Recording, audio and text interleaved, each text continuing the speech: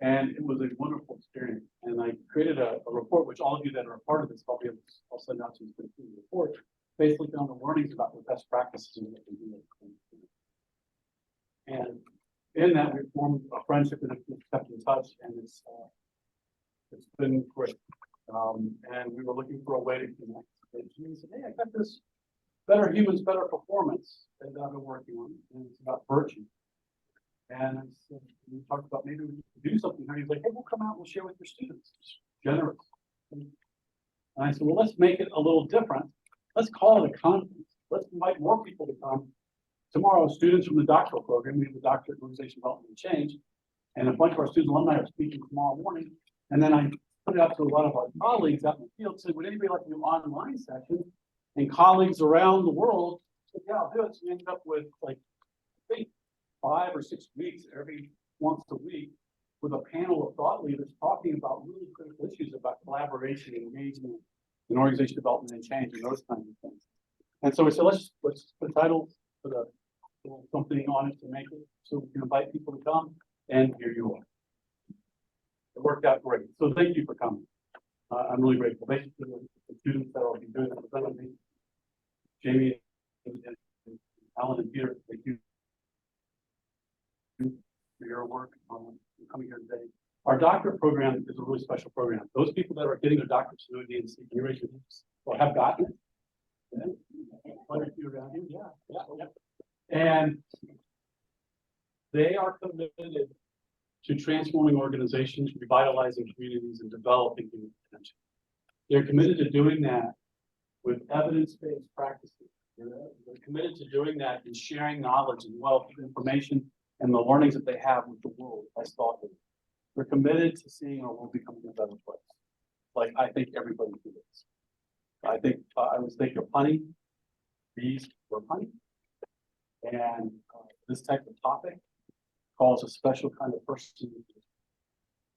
And that is you. And so I feel honored and really blessed to be surrounded by wonderful people like all of you.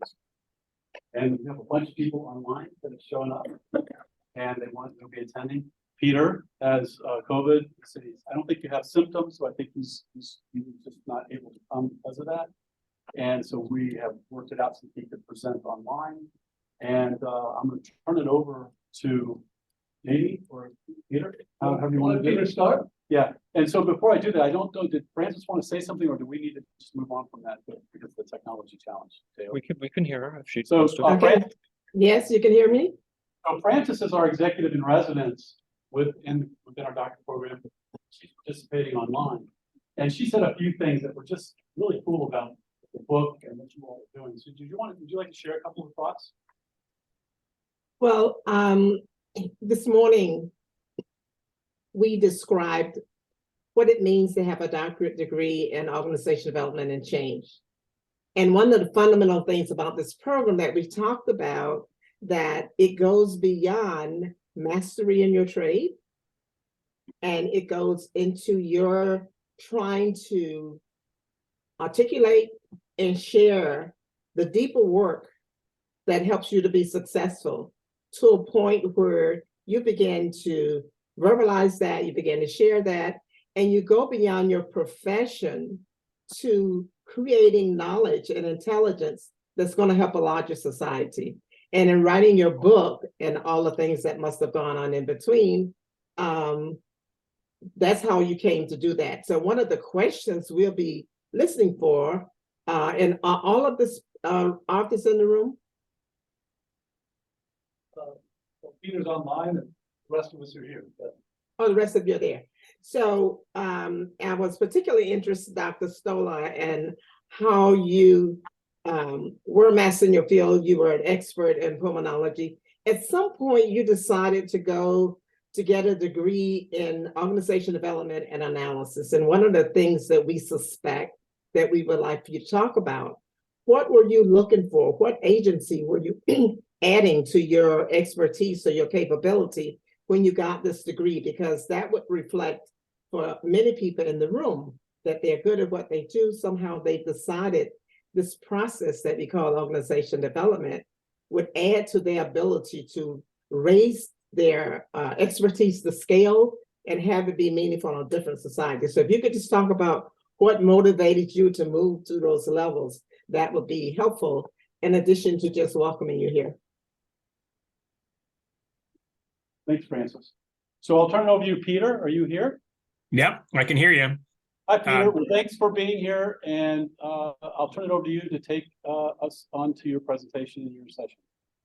Well, thank you very much. I wish I was there personally. I've got a little wheeze, not a big wheeze, but I am COVID positive, so I didn't want to share my little friend, the microbe, with everybody in the room.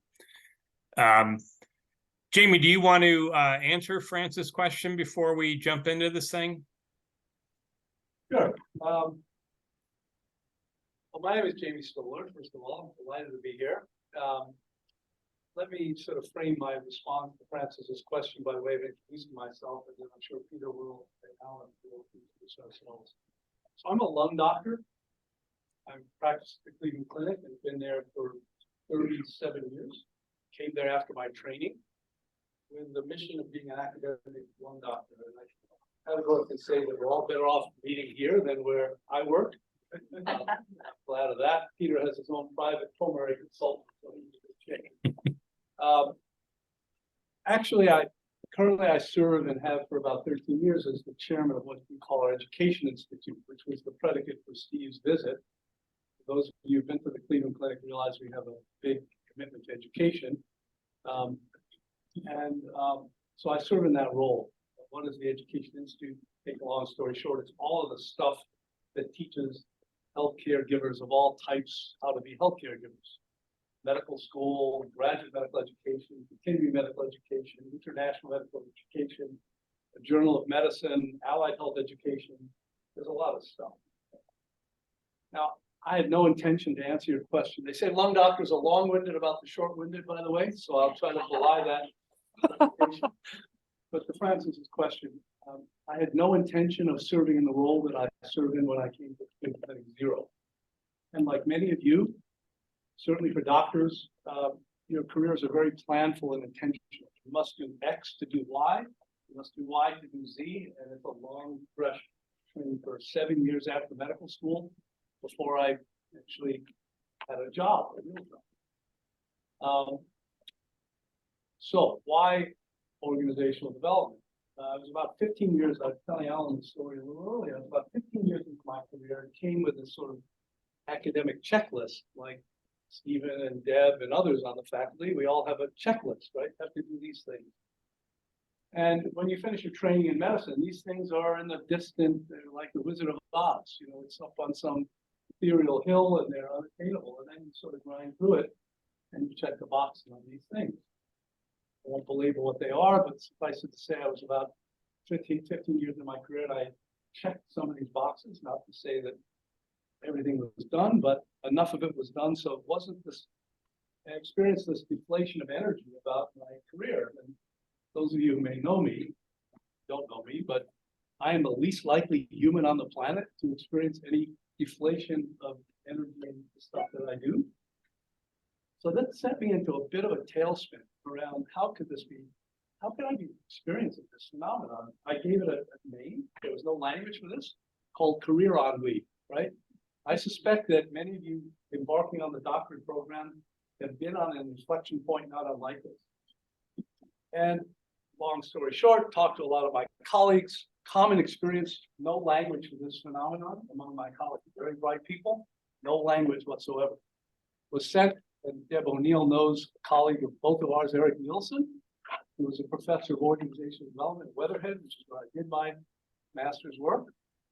Went to talk to Eric about this phenomenon and found it to be an incredibly engaging conversation about not only, this was quite predictable, right? Because knowledge workers, professors, engineers, doctors, lawyers, are in pursuit of two things. I suspect that joins all of us, impact and mastery, right? You want to be good at what you're doing and you want to make a difference. And mastery, it turns out, comes in 7 to 10 year cycles, right? So if you plot mastery as a steep learning curve, you're all on the very, those of you in the doctorate program are on the rocket ship phase, as we were discussing. And that will flatten with time. And as it flattens, you will experience a restlessness about what's the next thing? So I was on that flat part of the curve, talked to Eric, realized this was predictable, not accidental. And I said, wow, there's this phenomenon affecting my life and that of all my colleagues that is generalizably true, for which none of us has language, but which affects all of us. This was an epidemic. I said, I need to understand this. And then I realized, if I'm going to put all these readings and books on the bottom of my pile, son was in fourth grade, I write grants and medical papers and all that traditional academic pulmonary stuff. I said, there's no way. And I realized I need a structured learning environment. So I signed up for the master's program. Honestly, could not have told you what organizational development was, but I signed up for it. I just knew it was interesting and there was insight that was important. All right, scroll ahead. Really long-winded answer. Not what I expected to tell here, honestly, but this is part of jazz. So I did this degree. I finished the degree and then was called upon organizationally by leadership at the clinic to say, we need to teach doctors how to lead. Because those of you who don't know anything about doctors, the whole business about medical training is actually antithetical to leadership. You're trained to be a gladiator, right? A Viking warrior, right? That's how I trained a little bit further east than here. And it's all about gladiator stuff. And you quickly realize that when that's the hidden curriculum, you're not approaching things with a team lens, you're approaching things with an adversarial lens.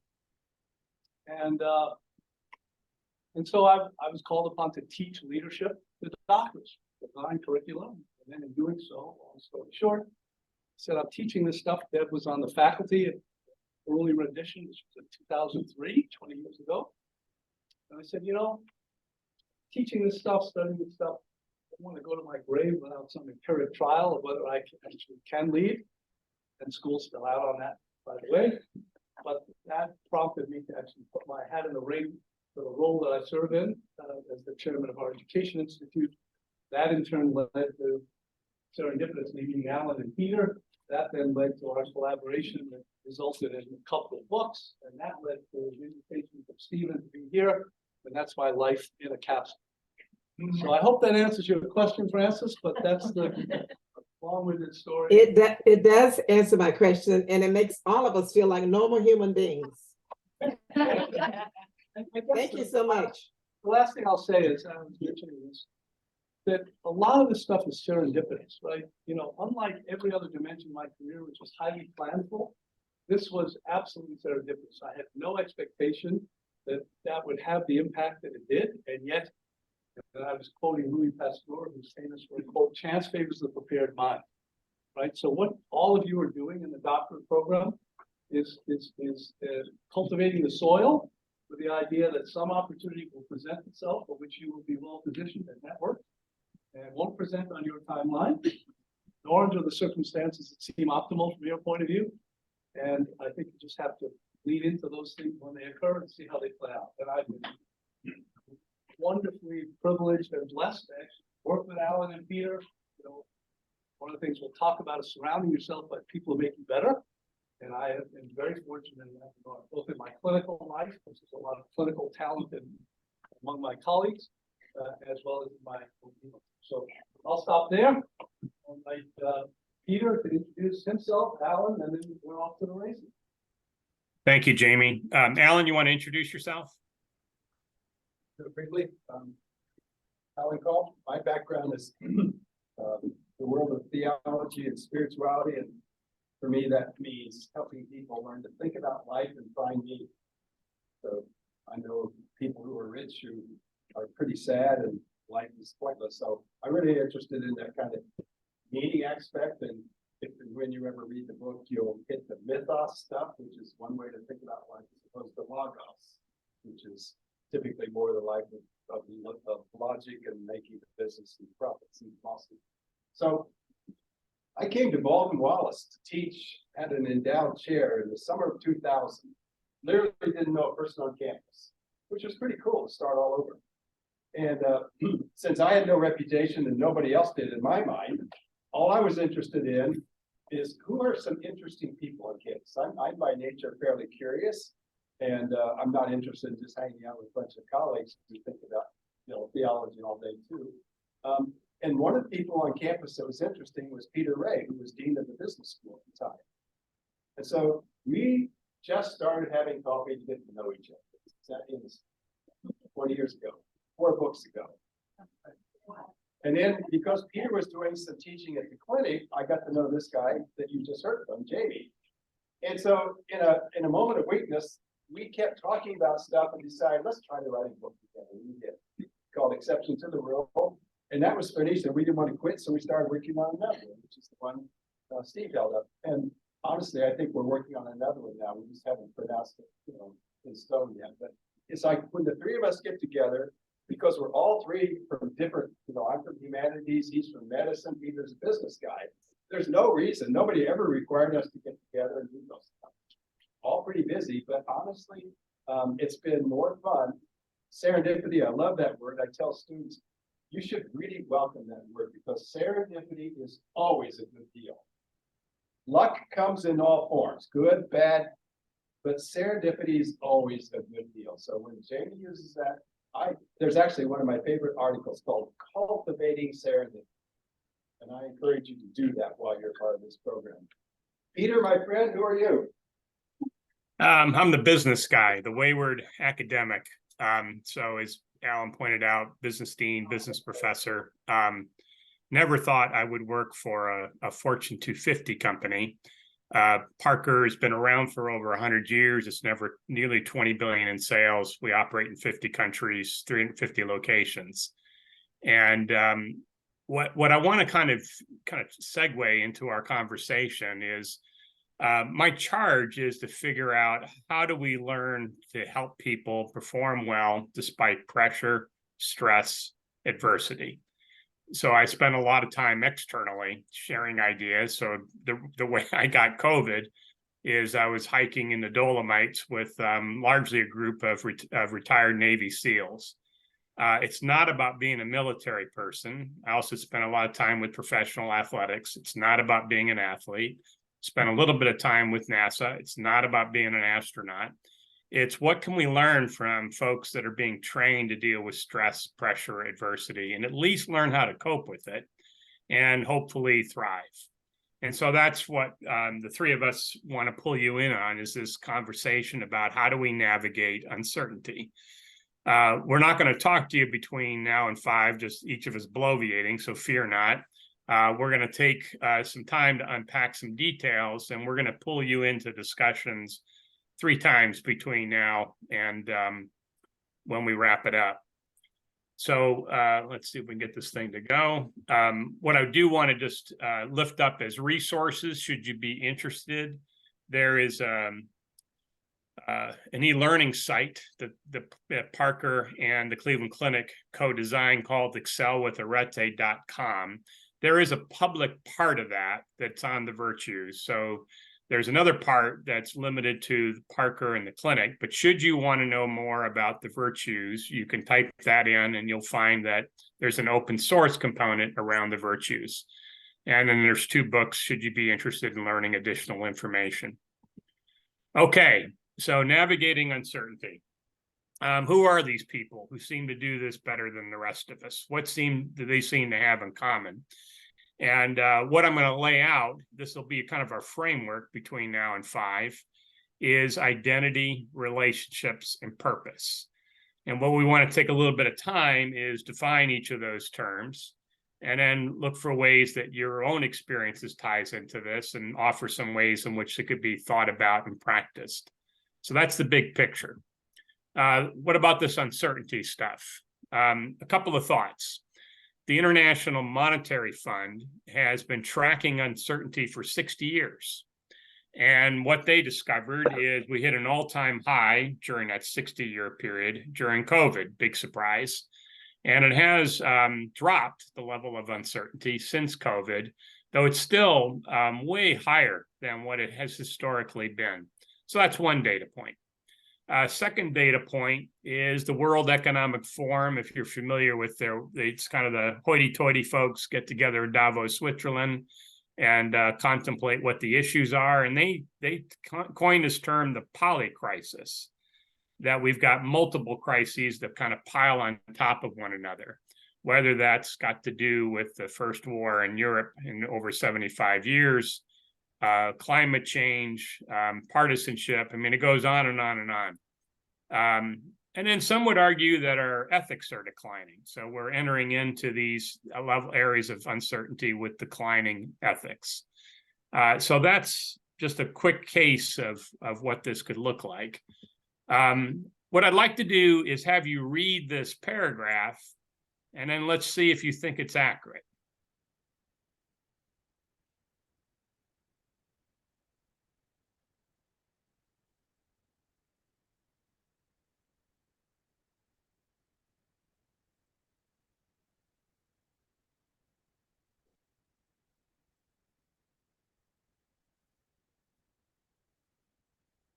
So those of you who are in the room in person, why don't you give a show of hands? Put your hand up if you say, yeah, I think that's pretty accurate. And how many would say, it's sort of, I'm not sure I'm going to buy all of it. And how many would say baloney? There's no truth to this paragraph. And then in the chat room, for those that are remote, you can do the same of accurate, sort of, I'm not sure I buy it. So we're going to come back to that paragraph, but let's take it one level deeper. We're going to take a little quiz. So first question. In the last 20 years, the proportion of the world population living in extreme poverty, A, has it almost doubled? B, is it remained more or less the same? Or C, it's halved? So if you think that it's doubled, I'll look to the folks that are in the room, and those that are remote, if you could type in A, B, and C, we'll get a little more robust take on this.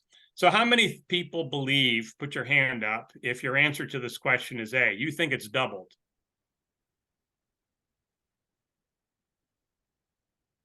And then how many people think it's more or less about the same? Your hands up. And how many people think, no, it's been cut in half? So the answer is, it's been cut in half. We've never had a period where the level of poverty has declined as rapidly. Does that mean things are great? No, it doesn't mean that. This is just a relative comment, not an absolute standard. Let's go to the second question. How did the number of deaths per year from natural disasters change in the last 100 years? A, has it doubled? B, it's about the same. C, it's been cut in half. How many people say A? Put your hand up. And same thing in chat.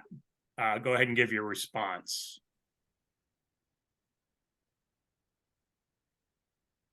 And how many think that it's about the same? There really hasn't been much of a change in the last 100 years. So your answer would be B. And last, how many think it's been cut in half? And the answer is C, it's been cut in half. Last question. Worldwide, 30-year-old men have completed about 10 years of school on average. How many years have women completed during that same period? How many believe that? I think women have completed about 9 years of schooling. That's an A. Put your hand up. How many people think it's B? It's about 6 years. And how many people think it's C? It's 3 years. The answer is A, 9 years.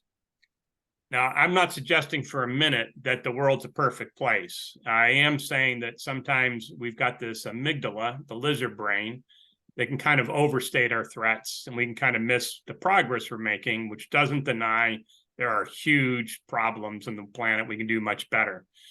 This quote that I shared with you, it was written over 2,000 years ago by a Roman historian, Livy. So it's not uncommon. Each generation thinks the world's going to hell in a handbasket. And it's this paradox, right? On the one hand, we don't want to be satisfied with the level of justice in the world. And on the other hand, we want to kind of keep in mind that it's not unusual for each generation to think the world's gone to hell. Let's take it one step deeper. So you may be familiar with Daniel Kahneman, given this group, only psychologist to win a Nobel Prize in economics. One of his findings is that we fear loss at 2 times the level that we hope for gain. That's one data point.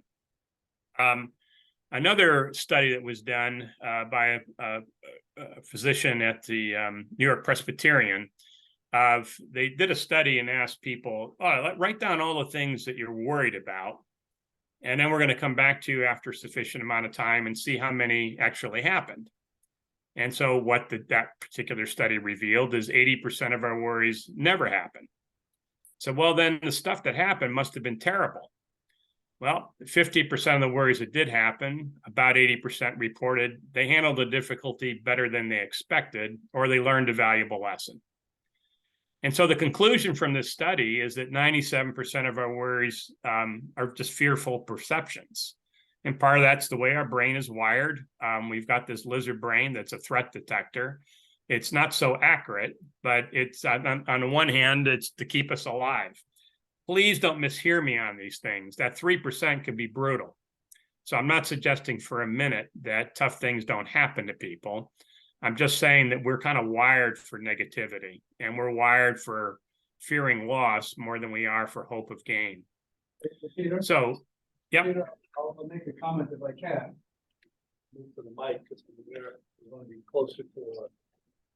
So just a context comment to draft off this idea of fearing worse. So, and this is a context as a doctor, right? So doctors are trained to be the ultimate deficit-based thinkers, right? When you come to me and you tell me you can't breathe, my brain immediately goes to a very long list of what we call a differential diagnosis. Is it anemia? Is it your lungs don't work? Is it your heart? Is it your muscles, et cetera, et cetera? It's a lot more technical than that, and so I'm immediately in a deficit-based mode, right? It's problem-based in search of a solution, come up with a therapy that makes you feel better. And one of the observations I made before about physician training as being antithetical to leadership is that one of the things I have learned and embraced is the whole notion of being strength-based or appreciative, which is a very different mindset than being deficit-based. So that for those of you, whether you're an engineer or a problem-solving context, one of the things I've learned in my leadership role is when I go from clinic, seeing patients who are telling me they can't breathe or their x-rays are abnormal, things that lung doctors deal with, and I go to our medical executive committee on which I sit, or an administrative function, I literally take a time out with myself and say, Jamie, I am going from a deficit-based context to an appreciative context, and I need to think in a different way and ask different questions. And our colleague Ron Fry is famous for the notion that words create worlds, and the way you frame the question informs the answer. And the organizational answer is always better if it's strength-based than deficit-based. So one of my learnings through this organizational development journey that many of you are on or have been on is an attention to mindfulness and an awareness of how you think and the context in which that's either appropriate or dysfunctional, right? And this is all emotional intelligence at the end of the day. You know, where am I? How am I thinking? And how does this condition my impact on others and my relationships with others? Right? And can I control it? Right? It's the idea of living. We'll come up with this context later, but living by conviction rather than circumstance. So that's my annotated jazz comment. Your wonderful framing. I'll sit down. That's very helpful, Jamie. You make me think about the PhD stands for permanent head damage. That you're a deficit-based thinker, and you're studying this content. We know that behavior change is more likely to happen by being appreciative rather than deficit-based. Start with questions of what does good look like rather than what's wrong. How do we fix it? So to kind of stick with this idea of navigating uncertainty, these are all organizations I've spent time with and a bunch of others. So NASA does remarkable things on trying to help people deal with uncertainty. I don't want to be an astronaut, but I want to learn from NASA how they do it. The All Blacks, if you're familiar with them, that's the name of the rugby team in New Zealand, which literally is the best rugby team on the planet. They got a winning record against everybody they've ever played. And their notion is that better All Blacks, meaning that better people of character, make better rugby players. And the Navy SEALs, I've spent a fair amount of time with them over the years. I don't want to be a Navy SEAL. That's kind of not the point. The point is, can we pull out of some of that training things that are relevant to all of us so we can democratize this simple idea that I've learned from the military, and I'm saying this as a non-military person, is under pressure, we default to our training. But for most of us, we might ask, well, where's the stinking training? I didn't know there was training to kind of deal with pressure, adversity, and stress. And that's part of what we want to kind of get across.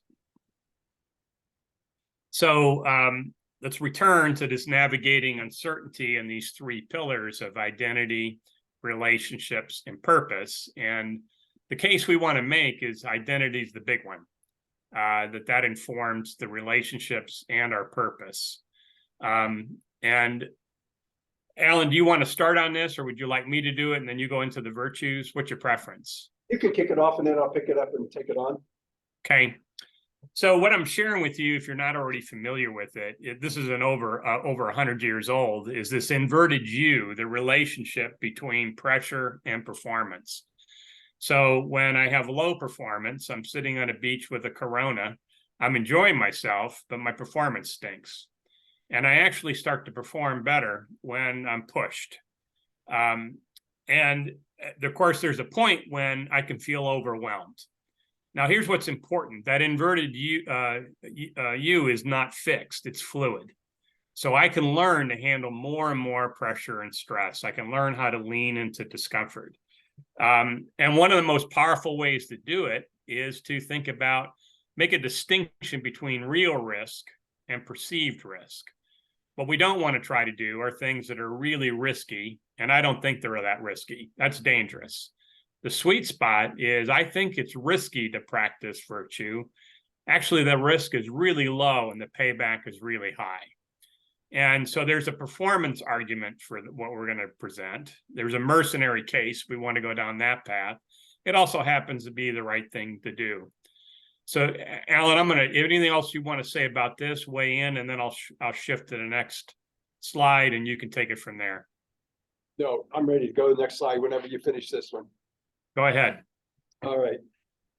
To Peter's point, we'll get to integrity in a minute. The thing that intrigues me about the prior slide, am I close enough to be heard well? Is I've done quite a bit of work on my campus as well as a number of others with athletics. And I'm really interested in the performance under pressure, which anybody who's got a certain level of leadership, you're going to experience that. And the pressure itself is not the issue. It's when it becomes experienced as stress. That's when it screws your body up. And in athletics, you become tense and all that. I'm particularly this fall working with volleyball women, and so far they're performing below their talent level.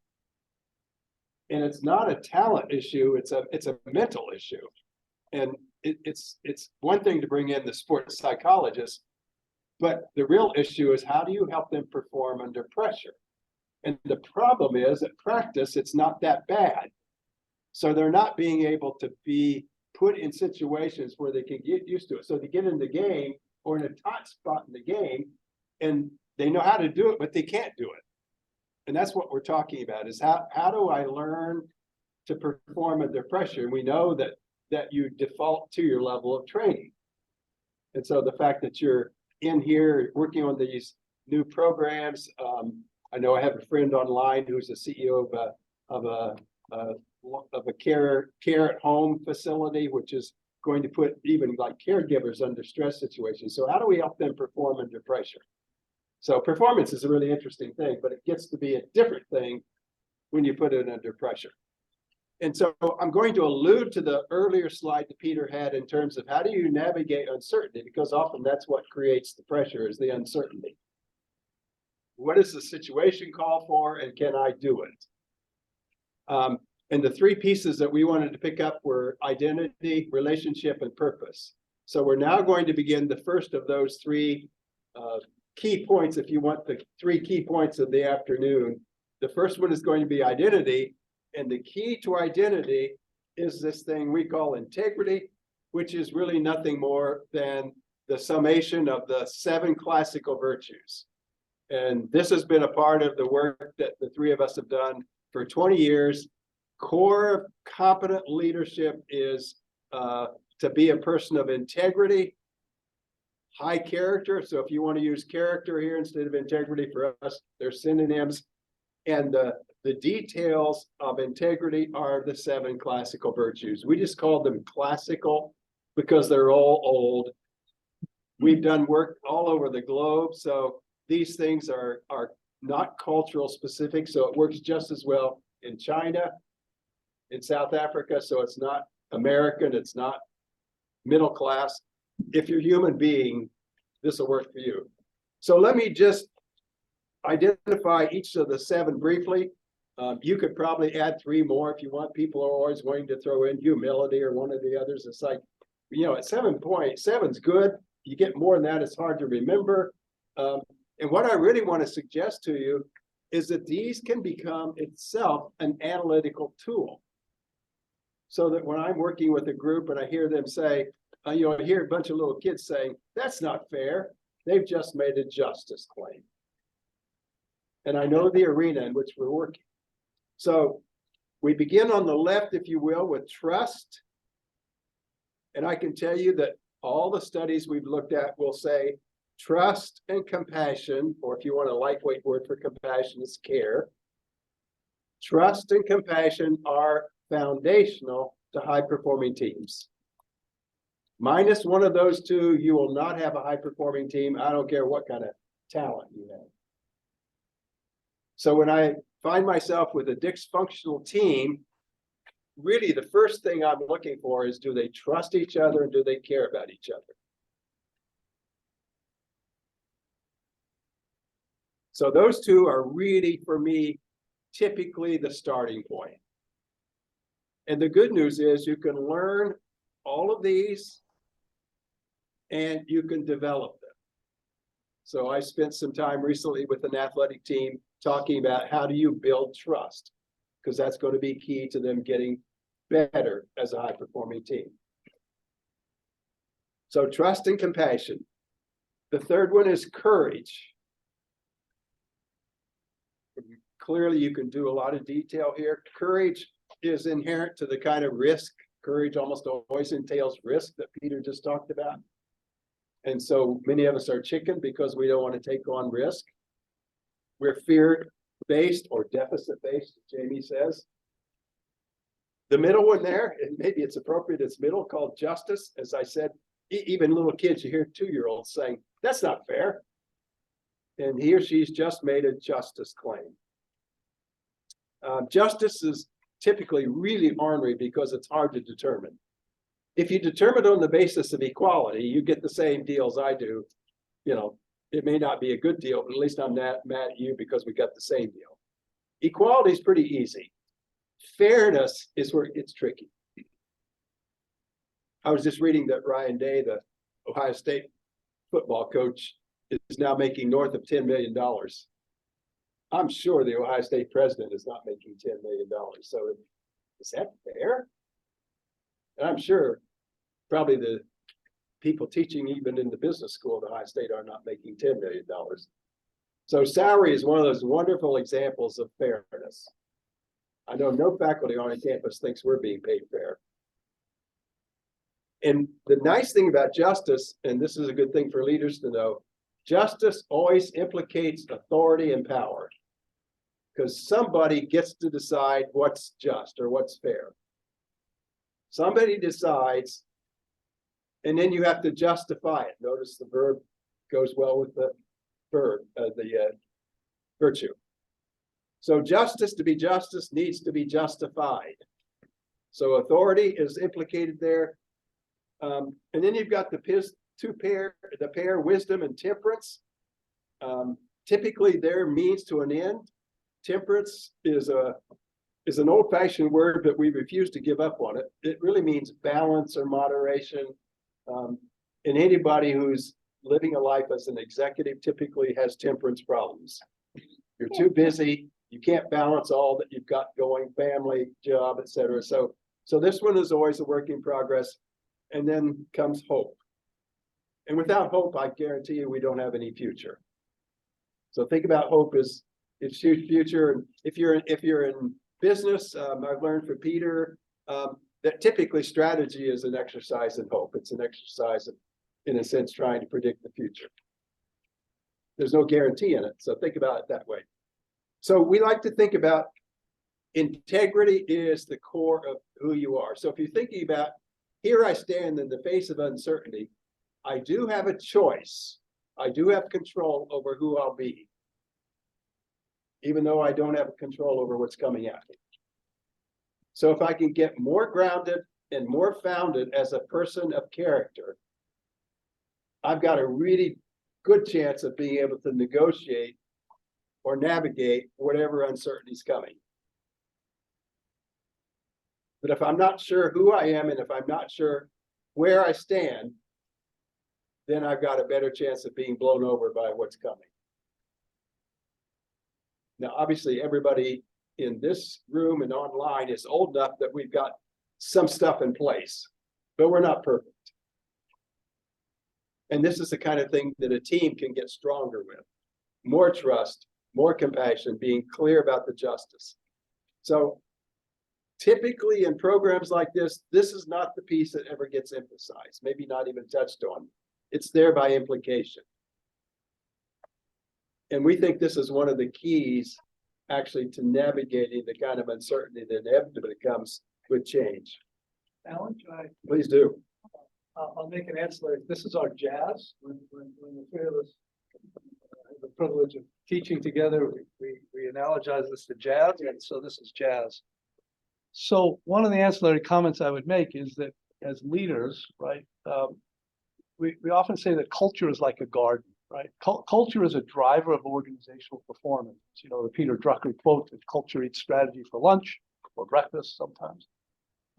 So culture is a major driver of high performance. This entire talk, our thinking is all grounded in high performance. How do you elicit high performance in a team, in an organization, whatever?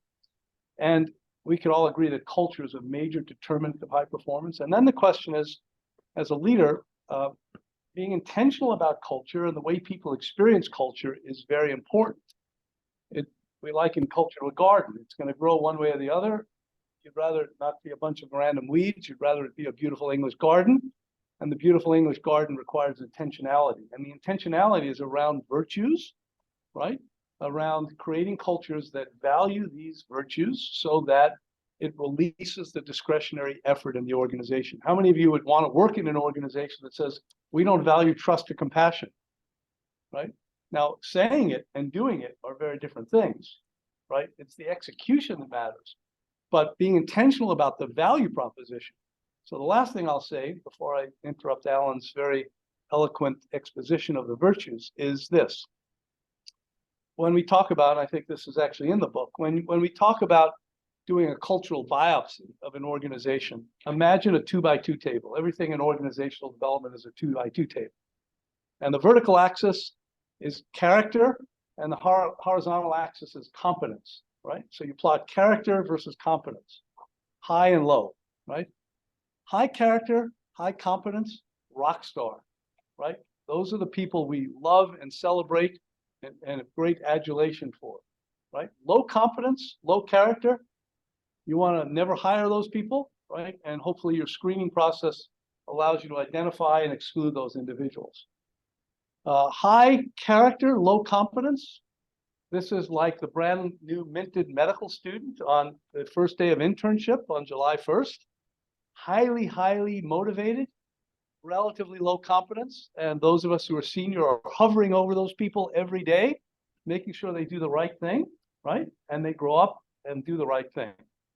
But the biopsy, the question about your organization that we submit is the test, is what happens with a high competent, low character individual. This would be the surgeon, don't quote me, I'll deny this, the surgeon who takes no prisoners, who throws scalpel in the operating room. Yes, it has happened, right? And the question is, does your organization give that person a pass, right? Because it's a high producer? Or does that person try to remediate? Does the organization remediate that individual, call him or her aside? Look, Jamie, we just can't have this. We're going to help you, coach you. And if that person is refractory, what's the outcome? Do we isolate that person and let them function? Or do we say, Jamie, we love you, but it's time for you to go, right? And that's the test of the culture of the organization vis-a-vis its tolerance for virtue-based underpinnings that is ultimately a determinant of high performance. So with that, I'll hand it back to Alan, just as a sort of a practical way of thinking about it. Jamie mentioned one thing that I would just underscore. We've typically used Aristotle as the key to talking about what virtue is, and virtue for Aristotle, for us, is not a virtue till you do it. So that's what differentiates it from a value. Typically, values are things that hang on the wall that you believe is true. But virtue is virtue when you do it. Until then, it's just an idea. So justice isn't justice until you act just. So in that sense, they all ought to be verbs, because verbs are the action words. All right, let's go to the next slide, Peter. And I'll talk about virtue as reliability and skill, and then let Peter do the 25, 75, and then he gets the next slide because he so loves that one. How's that for anticipation? It's pretty easy to know why virtue and you being virtuous enables me to see you as reliable. You're trustworthy. I can assume you care about me. You're going to treat me fairly. So I hope you see in the word reliability, the virtues are implicated. And that's what we really want and expect. So that it's easy for me to think about, oh yeah, there's Peter, me, and Jamie. I think we're really very high on these, because if Peter says he's going to do something, he'll do it. I never worry about it. So we're efficient in that way. We don't waste time. I don't think about, well, Jamie said this, but he doesn't really mean it. It's got none of that stuff gets in our way. And it's such a relief to be in relationships. And remember, relationship is another one coming up after identity. So reliability, we talk about virtue as a skill. Many of us are already pretty skilled, but we can be even more so. And think about how we teach this skill to others. If you're a parent, you've already done it. We didn't learn this as little kids by going to a class on ethics. We learned it by going to, church, or go to grandma's house, or, we stole something and our parents gave us a justice lesson. It probably was not called that. So if you're a parent, you've already begun to try to develop that skill. So we're trying to make it a part of your awareness and to be mindful. I guarantee you, if you work with human beings, this stuff is all over the place. So Peter, what's this 25, 75 thing? So this term comes from a fellow named Mike Matthews at West Point, looking at 100 years of research where the dependent variable was academic performance or job performance. And the question is, how much of the variance in performance can be explained by cognitive skill, things like IQ? And the answer to that question is roughly about 25%. So how much of performance can be explained by non-cognitive stuff? Character, commitment, 75%. This is West Point, I want to underscore. So the opportunity is we've got overwhelming evidence that virtue is a huge performance amplifier. I don't want to be misunderstood on this point. It speaks to Jamie's piece. I got to have baseline competence. Can I do the job? But the huge performance beneficiary is going to be the degree to which character defined by virtue is present. And it's the reason why this all three, well, the Coastal Guard as well. So 4 service academies all define exceptional leadership, which is their primary mission, by virtue.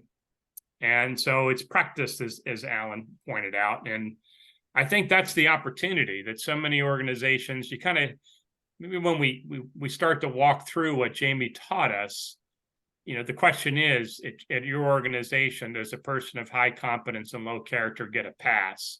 Does a person with threshold competence and high character get a chance? And that may speak more about what a culture is like than about any other question. All right, so Alan's right. I like this slide. This is my friend Rumi, a 13th century Sufi poet. And his description of humans is that we're all jackasses attached to angel wings. I think that's pretty accurate. So there's a knucklehead inside every one of us, which means none of us can kind of call out others. That I don't have any control of how well somebody practices virtue. And the really hard part is, can I practice virtue with people who don't plan to return the favor? And when we kind of look inward, the idea of practicing virtue with humility probably makes the most sense. I just hope the trend line's favorable. Am I a little better now than I was a year ago? A year from now, can I be a little bit better still? And so the challenge with virtue is, at one level, it's old as dirt. It's at least 3,000 years old. And I think we can make a case it may go back as far as 10,000 years. Why I think it's relevant for your program, it's virtue that precedes psychology, not the other way around. Psychology has much to teach us, but the key piece is these virtues defined by excellence, which then you can start to see why it's got such a huge impact on performance. But it's so hard to practice this. It's so easier to talk about it with a nice group of people. But when things start going sideways, how well do I practice virtue? So the challenge is, when it's needed most is when it's most difficult to practice. But the kind of from this framing piece of dealing with uncertainty, I can't control circumstances. I can control who I want to be. And the paradox is, the more I'm centered on what I control, I can handle higher levels of uncertainty, which is why you see military academies or NASA and other organizations doubling down on this kind of an approach. Alan, we've talked long enough. It's time to put these people into a group. But you can see why I let Peter have this, even though Rumi is not a business guy. He's a philosopher, he's a religion guy, but Peter loves to say jackass, and it just, I mean, being the virtue-based guy I am, I, was compassionate and gave he's in the middle of my slides. I gave it up for you. So just to show you how this team gets along, and, that's why we're high performance. So it's time for us to have our first breakout group focused around identity, who we are. So you're asked here, and I think Peter's going to try to do some stuff with the folks online, to generate a story when the ability to navigate uncertainty and adversity was impacted by the presence or absence of the virtue. So I would suggest that you think about a story and then look at the 7 virtues and see which one is perhaps most easily implicated, and weave that into how you would tell the story about how I navigated uncertainty or adversity well or not well, depending on how the virtue played itself out. Does that make sense, what we're asking for? Quite frankly, this is an applied thing, and this is where we really begin to learn, how do I put into practice the stuff that was on the screen. Your chance to start thinking about the 7 virtues, wrap it explicitly into a story that is yours out of your experience. And Alan, what I'm going to do is, those that are remote, I'll put you into different groups so that you can have the same conversation that Alan described. And let's go about 15 minutes, maybe reconvene at 3:30. Let's do it. All right. Question? Yes, yeah. It could be either one. Yeah. Really, it gives you a chance to think about life and apply what we just tried to learn. And if you don't do this, my guarantee is tomorrow you won't remember one whit of it. That's many years of teaching experience. Are you taking questions, Professor, on this character integrity? Yeah, why don't we do that when we come back, so that we go into groups? So remind me. Sure. Thank you. So what I would suggest is that you probably could you can do this by yourself. If you want to then talk with each other briefly to 3:30, in groups that, at your table or whatever, and then we may ask for 1 or 2 people. We want to be conscious of the time, and this is the wiggle room, the groups. That's probably pretty obvious, right? You're not rookies. So come up with a story, and you're going to be spending time, the next couple of days when Jamie and I head back to Cleveland. So any of this stuff could be ongoing. That's the way you'll really know you're learning it. All right, so create a story, wrap it around the virtue that was present or absent, and maybe it's a story of you and your kid. I don't know. Okay, team remote, I'm going to put you in breakout rooms. Thank you. One way. Can I get a photo of you two up and Steve? He's asked me to. Yeah. Thank you. You're welcome. My interest is frankly, my interest is that virtue. Character model, wise generosity. Generosity. Placed in Yeah, yeah, so for me, I'm trying to launch some kind of a nonprofit. Try to work with corporate around the virtual. Because you see, we're convinced, especially when you see the scheme work and work together. And Oh, yeah. I'll call it.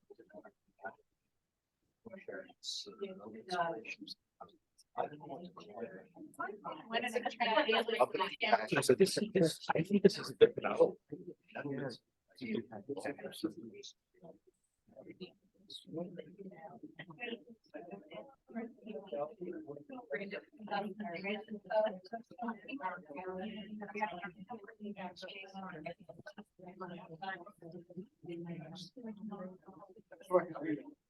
Where is it? I'm retired.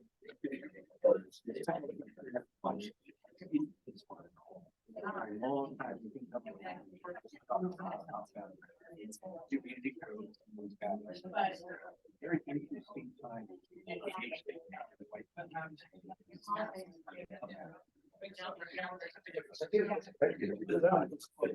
Yeah. It was showing up in the settings, but then it would say no, can't use this TV. And I had it work that much, so I'm flummoxed. I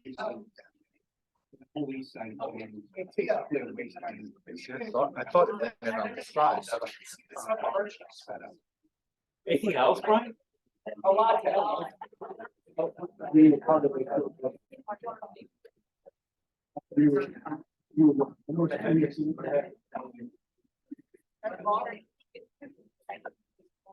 I'm gonna.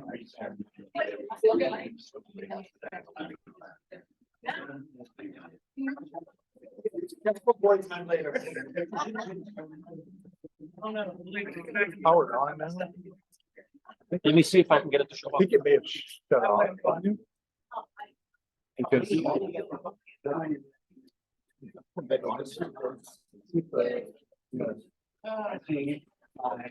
showing up here. It should be. It was showing up, and then when I would go to it, I was getting like, can't use this, pick something else. And what was hard to find it out. Yeah, I was gonna say, because it's brand new. Just got it. When I could hear it.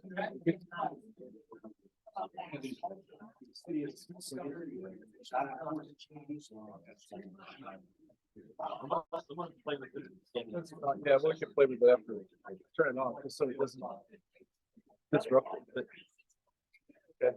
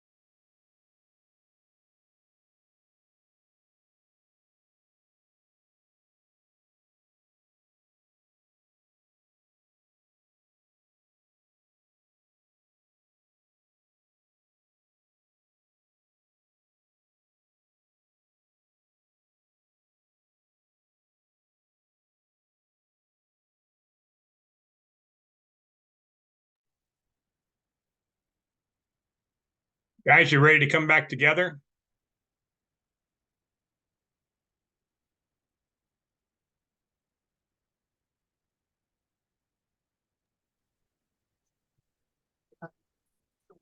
Allow me to rudely interrupt it because as far as speaking I am, I'm interrupting.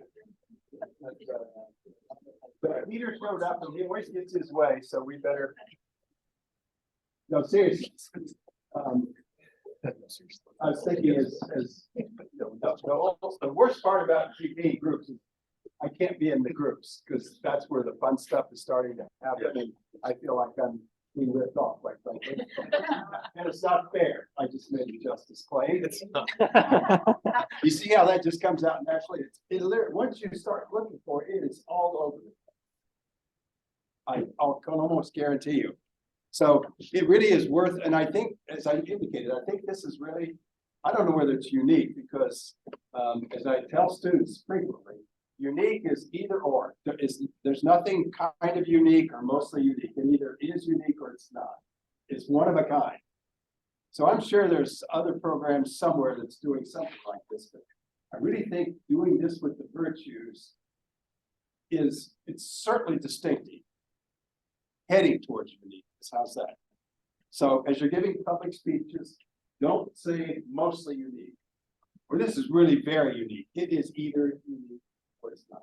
There's the professorial that's coming out in me. And I used to tell students, I'm going to increase your vocabulary and I'm going to teach you things like that you should grow into. And I'm an Indiana farm boy. I grew up, and I think, and then I talked to my brother. That's what I was when I was at the beginning. I really have learned all this stuff. And so can you, I tell you. So what I'm going to ask here from you all, and maybe Peter, we could get one person from online who will share with us, is rather than to hear a story from you, among others, is I would ask the group and then individuals, what do you think you learned as you reflected on creating your story, reflecting back on the virtues? So as you began this process, rather than give me the story, what comes to the forefront? What did you realize? Or what did you learn now that you started doing? Yes. Actually, Carla made a comment after he told my story, and that's what I learned was that a lot of times these pillars can be in conflict with each other. Absolutely. My story, because there was different pillars competing against each other, and I was trying to do them all. I think, or somehow accommodate for some of them that were in conflict. It's not unusual for a situation to have 3 or 4 of these all involved at one time. No wonder it's convoluted. Others, that's a great point. As you reflect back. I actually wrote one of the last things I wrote was I can't control circumstances. I can control how I respond to it. You could absolutely see that reflected in the pillars as well. You could join the group. You'd be a quartet. I love it. I'm in. Anybody online? What did you learn by thinking about this and then sharing a bit? Let me turn to group number 2 that had Theo, Dave, Leah, Margot, Nathan. He is more aggressive. He just goes and names names. I would speak for group 2, but I'm shy. Francis is laughing. What I saw was that it took very little time for the stories to emerge. So the pillars really helped. It gave us something to grab, literally hold on to. And as soon as we did, the stories formed, and we had 4 different stories, but all rooted in increased self-awareness and breakthrough. Anybody else before we move on? Yes. Heard a little bit about, especially focus on happening character and something with their especially looking at leadership, and then really talks about all these pillars about really being a black one, and how important some of them are. really has interesting implications for things like interviews, right? Where so much focus is typically given to competency, when the one you really probably ought to be worried about is the other one. The character, which characters, 7 virtues. Yeah. Do you had a question, and then we'll move on with, I think Jamie's going to pick up some slides next. Yeah, like in the context of working with executives, senior C-suite executives, board of directors, I think this is brilliant. I think brilliant modeling. My only question was, can someone be of integrity or character? Where does this concept of sharing and generosity go? That was my question. It's an interesting question. What is generosity not a virtue too? And you know, I indicated that people start adding things. I implicated humility. Generosity would be another good one. Let me go back to Aristotle's definition of a virtue, which is where we start. He defines a virtue as always aiming at the good, which means it's by definition moral. So the interesting question I have about generosity, the interesting question I have about humility, not that they're good, but are they moral? And of course, that then would implicate an ethics class or some really bigger discussion about what is moral. So, but that's all 7 virtues, according to Aristotle, according to Christianity, Judaism, Hinduism. I know the major religions, they all have some version of these virtues. That's why it goes global really well. I would probably stick with my 7, surprise, surprise, and say I can get to generosity or humility by working with these 7. Combining perhaps, there may be some wisdom to being generous. There's clearly care or compassion, sense of justice. So that's the short answer. And, you know, there's a half-day retreat waiting for the long answer. But it's a really great one. It's a real question for me is humility, generosity, and any other one we want to throw out there moral? And the other thing I would say for practical purposes, do you want more than 7? It really gets, you know, it's kind of like my phone number is big enough to, you know, how many more numbers do I want before? 7 is really manageable. It's pretty easy because most human beings, if they're, you know, you can do this with 5 or 6-year-olds and get away with it because they know what it means to trust somebody. Or to say, I don't trust them. And there are good reasons not to trust somebody. That's a bigger discussion too. So that's where I would go. And it's a fascinating question, you know, because you can think. Alan, can I just add a little bit? Sure, Peter, what am I going to say? No? Good. Of course. I've done it my friend. before. So, you know, as Alan pointed out, these are known as the 7 classical virtues. Classical means these virtues cut across time and cut across borders. So I'm going to make a practical case for these 7. Parker, again, is in 50 countries. So we can't use a US-centric model. And what's fascinating, I could show you evaluations from a team in Shanghai or in Switzerland or in San Diego. I promise you could not tell the difference. And so that's the power of these particular 7. There's also a ton of research on each of them. So being evidence-based, I work for a company that's engineers backed up by accountants. So everybody's got to have their data. And we've really seen remarkable jumps in levels of engagement when we practice this, independent of the country in which it's being done. That's all. That's good. You know, and I'll add one point. Again, through the lens of being intentional about culture. One of the advantages of this is it provides common language that's fairly intuitive, as Alan has pointed out, but is memorable and represents a common language. Right? We can relate to one another through the lens, through conversations. Peter has done this work extensively in Parker. We've done it to some extent in my own institute at the clinic. It allows a common vocabulary about conversations and after action reviews and other strategies that we use as part of routine teamwork to without having to define each term in granular detail. There's an immediacy about meaning with this construct. Yeah. So take it away. Let's go to the next slide. Actually, Peter, before you, I might ask you just to reverse for 1 second, just to make one point, actually 2 points, as we segue to relationships. Remember, our construct is identity, purpose, and relationships as ways of navigating uncertainty or stress and creating high performance. That's the large rubric.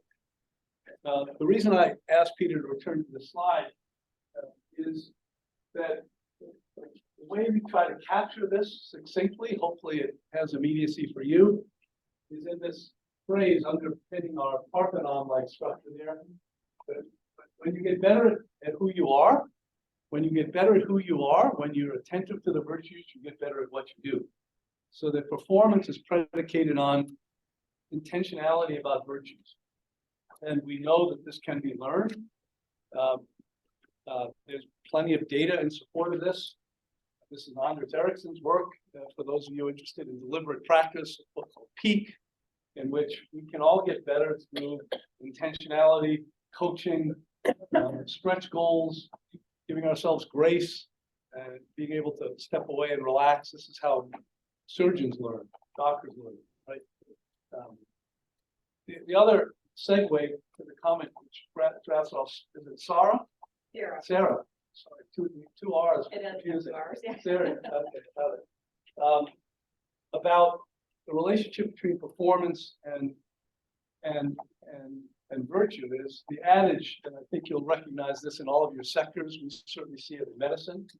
You get hired on your competencies and fired on your personality. That's right. Anybody not recognize that phenomenon? You get hired on your competencies and fired on your personality, or character. We might substitute for personality, which is the ultimate validation, I think, of these principles. So with that as a background, let's advance Peter to the next slide and talk about relationships and the next, please. So this is just a bunch of data. My point here is that relationships and performance are highly intertwined, but the order matters, right? That relationships are important to produce performance, not the other way around. So the order matters. And if you think about, and these are data in support of that, so the MIT experience is that you put together a team with a fabulous strategy, but a bunch of knuckleheads who don't trust one another and have compassion. The outcome is far less good than if you put a team together, not necessarily with the highest competence, but who have trust, compassion. That's a high-performing team, and the data support that. The third bullet point is Amy Edmondson's work about psychological safety. Many of you probably know her book, The Fearless Organization. She's a very powerful thinker. I've met her multiple times. And the notion is that unless you have psychological safety in your team, trust, basically, you can't perform, right? You can't perform. It's foundational. This is also the work of Lencioni, the 5 dysfunctions of a team. Some of you know that work as well. It all comes down to trust as being foundational, psychological safety being an example of that. And then the last bullet point, that you want to, those of us in leadership positions have 2 primary responsibilities: the identification and recruitment of talent and the retention of talent, right? Recruit and retain talent is what every one of us wants to do in our respective arenas. And as evidenced by the fact in the last bullet point, that if you're not intentional to the culture, you will not retain talent. People don't leave organizations, they leave their manager. They leave their manager. And if that manager is devoid of the principles and virtues of which we're talking, the likelihood of not retaining talent is high, and therefore performance suffers. So I think those concepts are all relatively self-evident. I'll cite one other piece of sort of academic support in the particular context of healthcare. Some of you may know the work of a woman named Jody Gittell at Brandeis. And her work originally was around Southwest Airlines, when Southwest was the highest performing. It may not be that anymore, but there was a time when Southwest was the market leader in terms of turnaround time and profitability and so on. So she did her work at Southwest Airlines and defined a concept called relational coordination. What is that? Relational coordination is the idea that when we actually have a connection, a human connection with one another, I know who you are, I know what your what makes you tick. I know what your motivators are. I know your family perhaps, or at least their names. I know something about you that connects us, that when you can leverage those relationships in service of high performance, you get high performance. And she did the same study in healthcare in 9 hospitals in New England in surgical outcomes. Like, do you get better after surgery? Things that matter. So again, imagine a graph that plots relational coordination, the ability of surgeons and the surgical team to know one another and to demonstrate caring for one another and leveraging each other's strengths in service of the outcome, and surgical performance on the vertical axis. And there's a linear relationship across 9 hospitals. The more relational coordination, the better the surgical outcomes. Does that matter? You're going to have an operation. You think you care whether the surgeon and the circulating nurse and the team get along? Anybody want to, have their heart surgery done by a dysfunctional team? Raise your hand. Right? Right? It matters a lot. It matters a lot. And there's other ancillary data from others. Gary Pisano and others have demonstrated that when surgical teams demonstrate a commitment to working to one another, that the time it takes to do a heart operation is much smaller than when it's a bunch of random people who show up. Okay, who's doing what, right? Everyone knows what they're doing, but if they haven't coordinated themselves, they don't have a relationship. It's a very different outcome. Next slide, please, Peter. Again, these are data that speak to the same point. These are Gallup data about organizational experience. Some of you have probably participated in surveys like this, and the numbers are fairly clear. You can see the 3 buckets are employee engagement. So within every organization, as a generalization, it's largely true in my experience empirically, that there are 20% of people that are highly engaged, right? That will offer their discretionary effort. When you're walking down the hall, there's a piece of paper on the floor, they will lean over and spontaneously pick it up and throw it away. They will, if you've ever been to the Cleveland Clinic, I hope you have this experience. If you're lost, it's a huge place. Someone wearing a white coat or someone who's a caregiver will come up to you and say, can I help you find your way? This is discretionary effort around the patient experience, which we like to think is emblematic of what we do. I'm sure there's a variable experience of that, but that's the goal. 50% of people are they'll do the right thing. They're neither engaged nor actively disengaged. They'll do the right thing when you tell them, but they're not going to exercise discretionary effort. Remembering that high performance comes from unleashing discretionary effort, and unleashing discretionary effort comes from creating virtue-based cultures, right? That's the central thesis of the conversation. And then there's 30% of people that are actively disengaged, who will undermine, what's going on. And you can never teach the laggards. Let's leave it at that. Next slide, please. And again, just another articulation of the same principle. You see the data here, that when we try to quantitate the contribution to high performance, most of it is through the lens of leadership and teams. Relationships are the determinant of our performance. Relationships are the determinant of our performance. One of the 3 axes. So what is my identity? What's the contribution I want to make? What's my purpose? And how do I engage with you to unleash discretionary effort that is virtue-based? Again, recapping the general thesis. So Peter, next slide, please. The last point is this, and again, these are data that come from Gallup. You can see the circle, the yellow circle on the right, says effective leadership. So what are the elements of effective leadership? And I will tell you a real story about this as a follow-on to my comment. There are 4 things, and you can see them: trust, compassion. The 4th is hope. I'll remind you that all of those are among the 7 classic virtues that we've been discussing. Trust, compassion, hope. This is what people value in leaders, and the other is stability. So a real story. On March 11th, 2020 is when the World Health Organization declared the pandemic. Many of you will remember that. I remember it. I'm a lung doctor.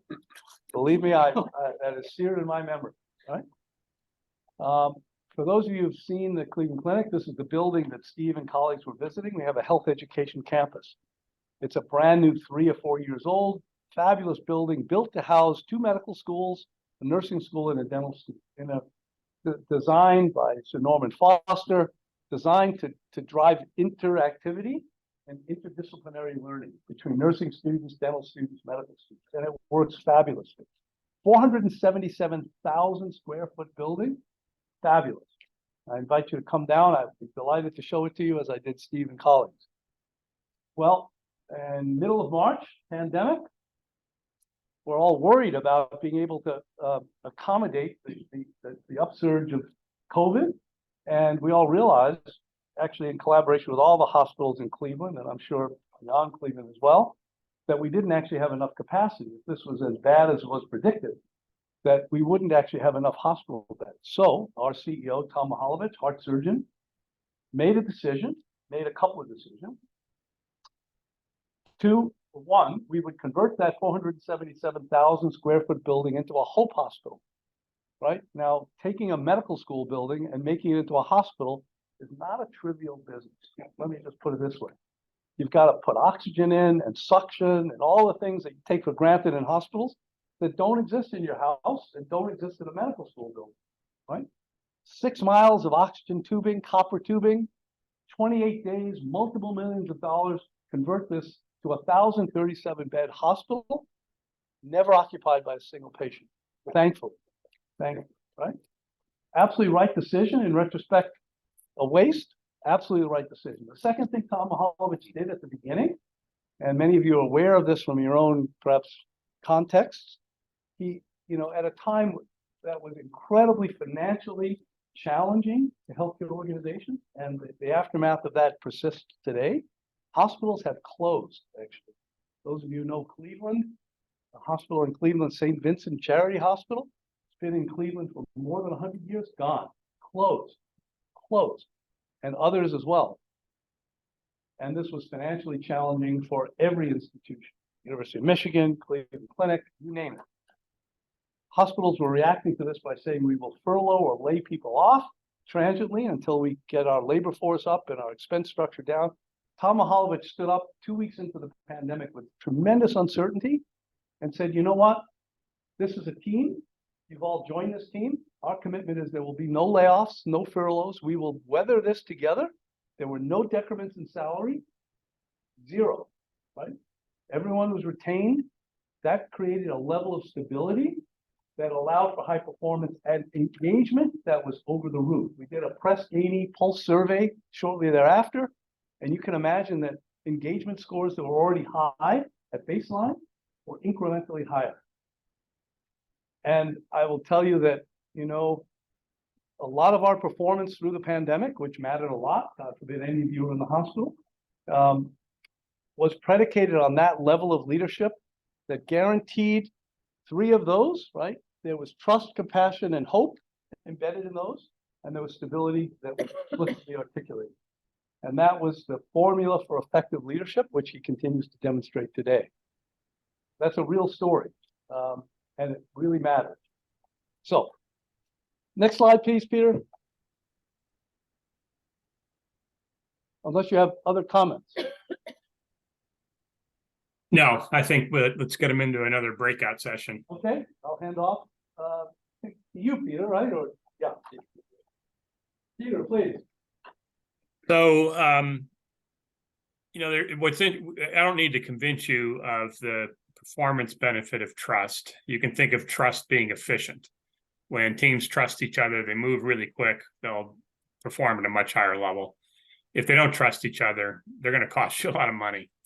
And the front door to trust is vulnerability. So there's a bit of a paradox of, you can make a case that vulnerability is an act of courage.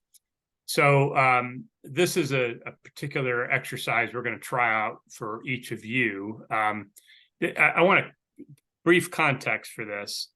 So, part of what I do is I'm constantly on the prowl for organizations that perform at a high level. And, what the evidence really shows that Jamie laid out is the soft stuff is hard, and soft stuff predicts hard results. So this particular exercise, this is what I continually find, is some of the toughest people around are practicing some of these soft issues. This one actually came from an NFL football team, where they take time to understand their history, their heroes, their heartbreaks, and their hopes. And it's a fairly efficient way to, for each member of the team, this particular team, the way they do it is have each member of the team take about a couple of minutes at the beginning of a meeting to share each of their perspectives on these 4-H's. So what we got in mind, we're going to try it with you, is have you just team up with one person. So there's only 2 of you. You're going to share each other's history, heroes, heartbreaks, and hopes. And if you're listening, you're trying to hear what were the virtues that you just listened to. Does that make sense? Put you into pairs. I'm going to do the same thing for the remote people. And you take about 5 minutes, share each other's 4-H's, then switch. And then let's figure out, what did you hear that had something to do with virtues? Any questions on that? Jamie and Alan, I'll turn to you in case I can't read the room. 5 minutes total or 5 minutes? Shall we go to 4:15 with this one? Yes, that's fine. 4:15. 4:15, so that's about 15 minutes. All right. To share both ways.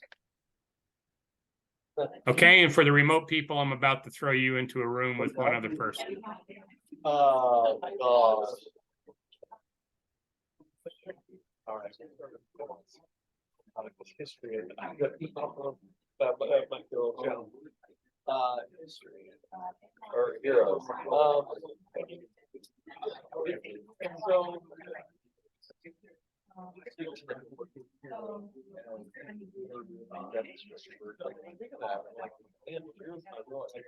So.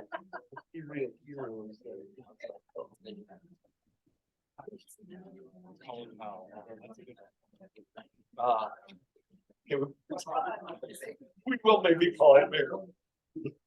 But like, you know, my friend Eric.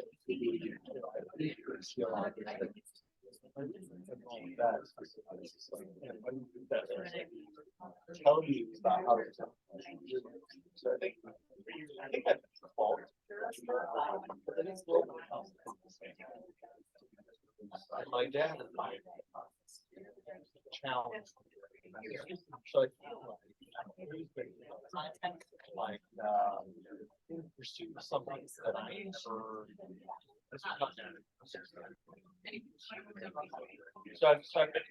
So I've always been like really tracking series like people live that life, especially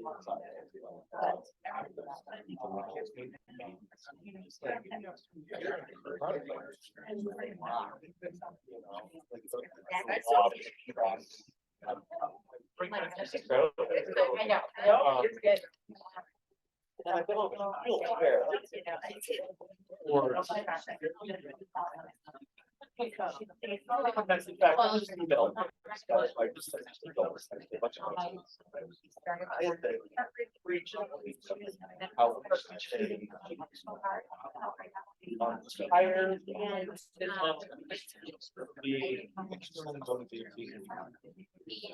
And I talked about. I made our airport. Change their brand.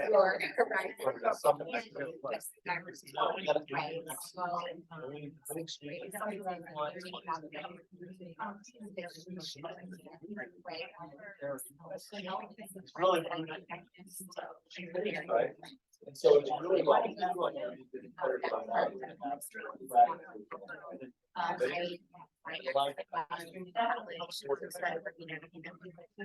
What you do.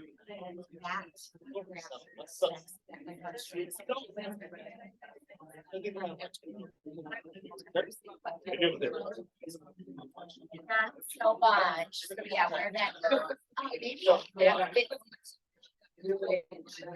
Category, right? One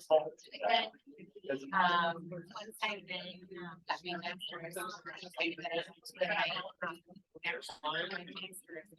think that's. Because I'm talking a lot about.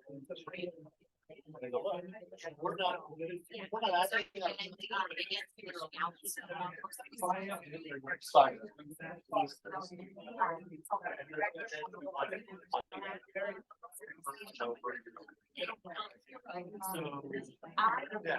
Heartbreaks. All had a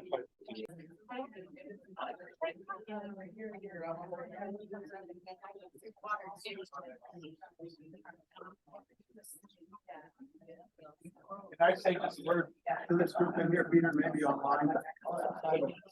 Yes. Okay, gang. So I have a real concern. People in here are having way too much fun.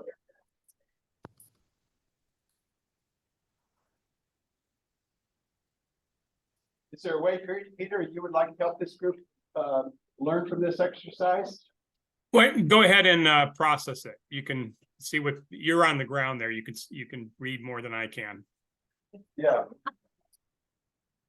That's called mutuality. I tried to offer it to him and it came back to me. So part of the jazz. That's right. So what I'd like to do again is just get a sense of highlights, things that dawned on you that you go, oh, that was interesting.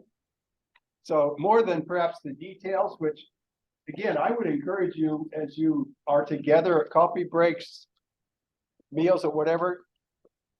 There's probably a lot of good stuff here. That if you just ask somebody, what was your take on the 4-H's? We can do the common language, and there's got to be stories around heartbreaks. And who was I sat briefly with the group back there, and they asked me, who are my heroes? Well, that's fun to think about and to share. So again, leverage this stuff and make it interesting and become a community. I always had on my syllabus, I hope through the process, this class becomes a community. And you only become a community by learning about each other, and that typically implicates trust, care, etc. So what did you learn? And the folks online can do this as well. Insights, one-liners that you could share and say, huh, it never occurred to me, or I learned this from the person I talked with.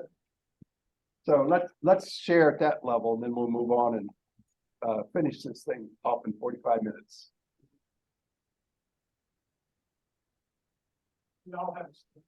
Everybody has a story. Dave, go ahead. Francis Baldwin and I were in the room, and it turns out that both of us had our careers accelerated beyond belief by admirals in the U.S. Navy, Admiral Zumwalt and Admiral White, two different paths around the same time in the early 70s. It was incredible. Those heroes, those two admirals, just did everything that me in 15 minutes and them and her with a long study and a dissertation. But what we realize is the Navy tends to create humble people. And why humility? Well, at least in the subservice, which is where I was involved, you got to get along with people in a boat under the water for weeks. And you do not want to be the kind of people no one wants to be with. So humble people, but really good at what they do. You know, Dave is a non-military person. Last week, I was with two retired admirals and a group of Navy SEALs. Yeah, and my experience is exactly what you described. And Francis studied the Navy SEALs, had a book on what they call the frogmen, right, Francis? Well, actually, Admiral McRaven wrote the book on the frogmen. You know, the wisdom of the frogmen, which you may be familiar with, Peter, but McRaven writes these books. So he was after my experience. That book came to my attention. Yeah. So the 4-H's brought Francis and I are friends, but it brought us together in something we didn't know about each other. And now we do. I mean, it's a great exercise. Thank you. Others? Insights? The tensions that can result or it can be uncomfortable. When the virtues are not being lived.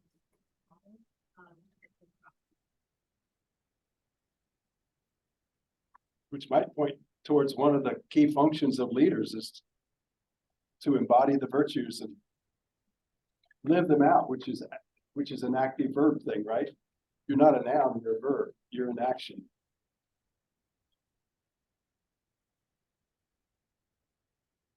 I think from how much on hope to the base industry. Really? And what do you conclude out of that now? So what? I don't know yet. Okay. Still processing. Well, I'll give you the 5 because I'm gonna or my email address, one of the two. Yes. Realize after all these baby stories, I'm studying 25 years. There you go. I think the 4-H is for 3 ways to get to authenticity. I found that our dialogue is completely able to get to an influence of authenticity. One of my favorite words in the stuff I used to teach, authenticity, was one of my key words that really gets close to the author, and it's who you really are. And so many of us live lives with faked identities, trying to be liked, etc. And we know that deeply that's not satisfying, because we know we're living what the old monk Thomas Merton calls a false self. And authenticity is key to be a true self, which is what the virtues are aimed at. So it's being, I love that word authenticity. You're the author of your own life, and it's the real life, not the fake life that so many of us have lived. All right, I think we could roll on. Okay. I'm going to call an audible here, fellas. And then let's give these folks an opportunity to share their takeaways. Please. Okay, so purpose is the third pillar. Remember, we're suggesting that identity is the big deal because it aims toward relationships, it aims towards purpose. What's a purpose? I'm committing my life to something bigger than myself. That's not just philosophy. People who are on a purpose are tough to beat. It's a huge competitive advantage.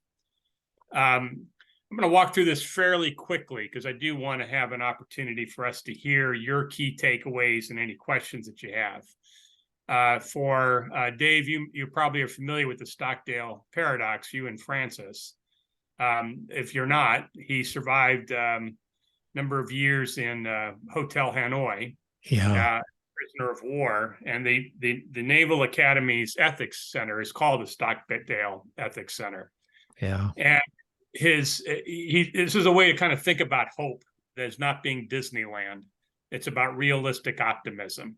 So on the one hand, it's believing that we can retain the faith that we can prevail in the end, and at the other side, confront the brutal facts of our situation. So by realistic optimism, these are the boundary conditions I can't change. Inside these boundary conditions is where the optimism kicks in. This is kind of well documented. It's kind of some of the things that Alan was saying. When I focus on what I cannot control, my anxiety will go up and my performance will decline. When I focus on what I can control, I don't eliminate anxiety, but I flip it. So this is kind of performance 101 of focusing on exactly what I can control. And in terms of teamwork, if we put our to-do list together and said, can I control this? Can I influence this? Can't control it. If it's in that third bucket, we shoot it. It's not going to do us any good. If it's influence, I can't get it done without others. And if I can control it, get on with it. This is interesting research about stress that perhaps you're already familiar with, but I'm not confident a lot of people are aware of this, is that stress is our response to an event. It is not the event itself. Stress is our response to an event. It's not the event itself. So Jamie was describing COVID. You saw a huge variation in the exact same event. So why? What's going on? So one way of describing this very briefly is distinguishing between positive, tolerable, and toxic stress. We don't tend to talk about stress as being positive, but we couldn't have got out of bed in the morning without a little cortisol flowing through our veins. And if you're going to give a presentation, what your body is saying is, hey, this is important to you. Bring your best stuff. So stress is not as negative sometimes as we describe it. Here's what's interesting. That what the tolerable and toxic stress, the event is identical, no difference. So what makes it tolerable? The number one buffer against stress is the quality of our relationships, which swings us right back to trust and compassion. So what makes the same event toxic? I'm trying to deal with it on my own. I'm doing it without support. So there's this kind of overwhelming research, Jamie spoke to a lot of this, where quality of relationships is a huge predictor of performance. It also helps us become better at handling stress. This is a woman who I had lunch with several years ago, Edie Edgar. She's a Holocaust survivor. She's about 5'0" and tough as nails. And she wrote a book called The Choice. And what she distinguishes, this is a thesis of her book. If you're interested, you can read more. Many of you probably know about Man's Search for Meaning. Frankl was a mentor to Edie Edgar, so it's really interesting to see their points of view of surviving Auschwitz, and she had a really tough life. So here's her point, is victimization is an external event that happens to me. And when I turn that external event and internalize it, it becomes victimhood.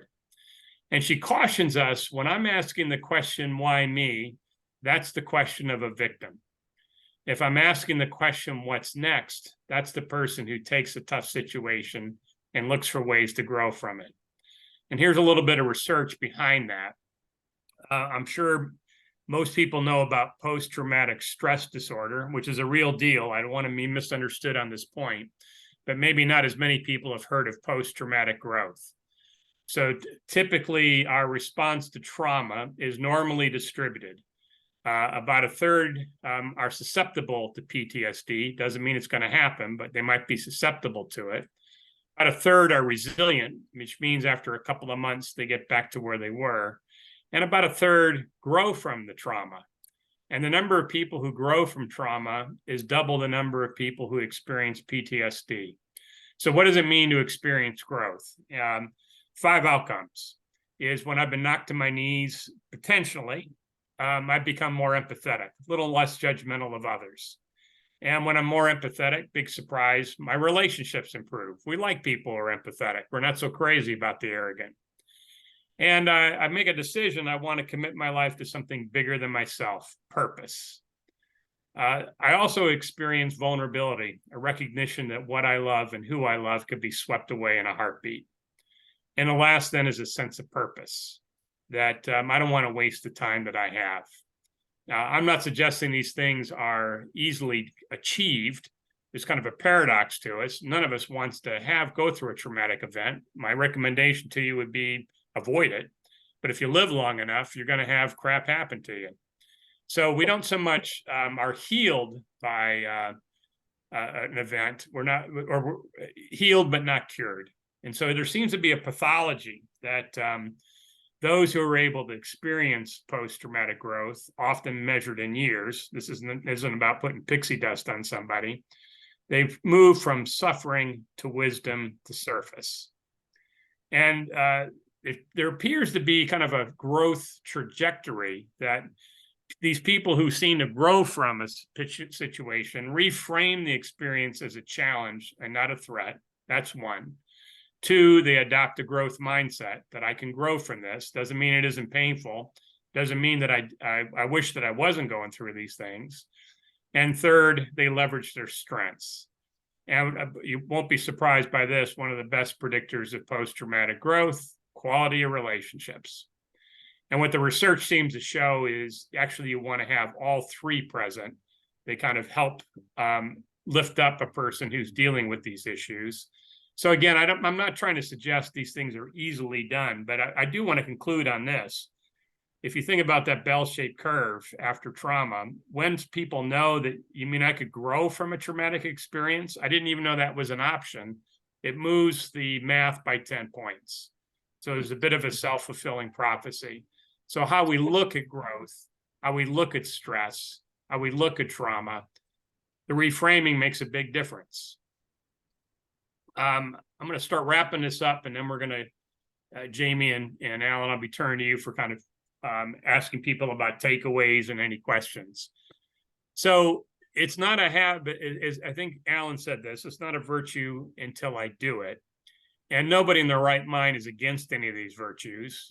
We don't have, can you imagine somebody saying, I want to work with a team where people are full of distrust. They don't give a flip about each other.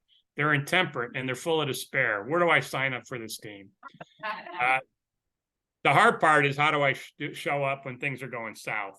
So it's about habits. That's the distinguishing feature. It's less about knowledge and more about habits. If I ask a 5-year-old girl, what's courage, and try this out, she'll give me a pretty good answer. And that was kind of Aristotle's argument. This stuff is inside of us. Can it be cultivated? Can it be brought out? So what we know doesn't work is a push strategy. And what we do know has better luck is a pull strategy.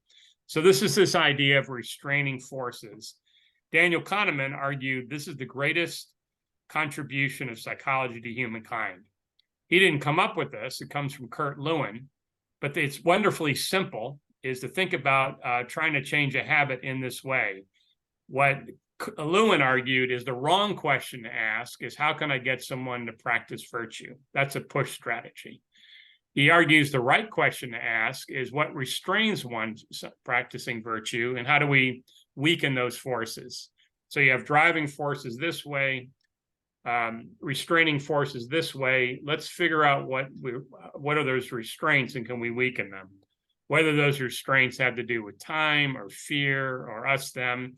I won't unpack those details. I think the important point here is that the takeaway is asking the right question when I want to change behavior is what restrains me from doing what I'd like to do. How do I weaken those forces?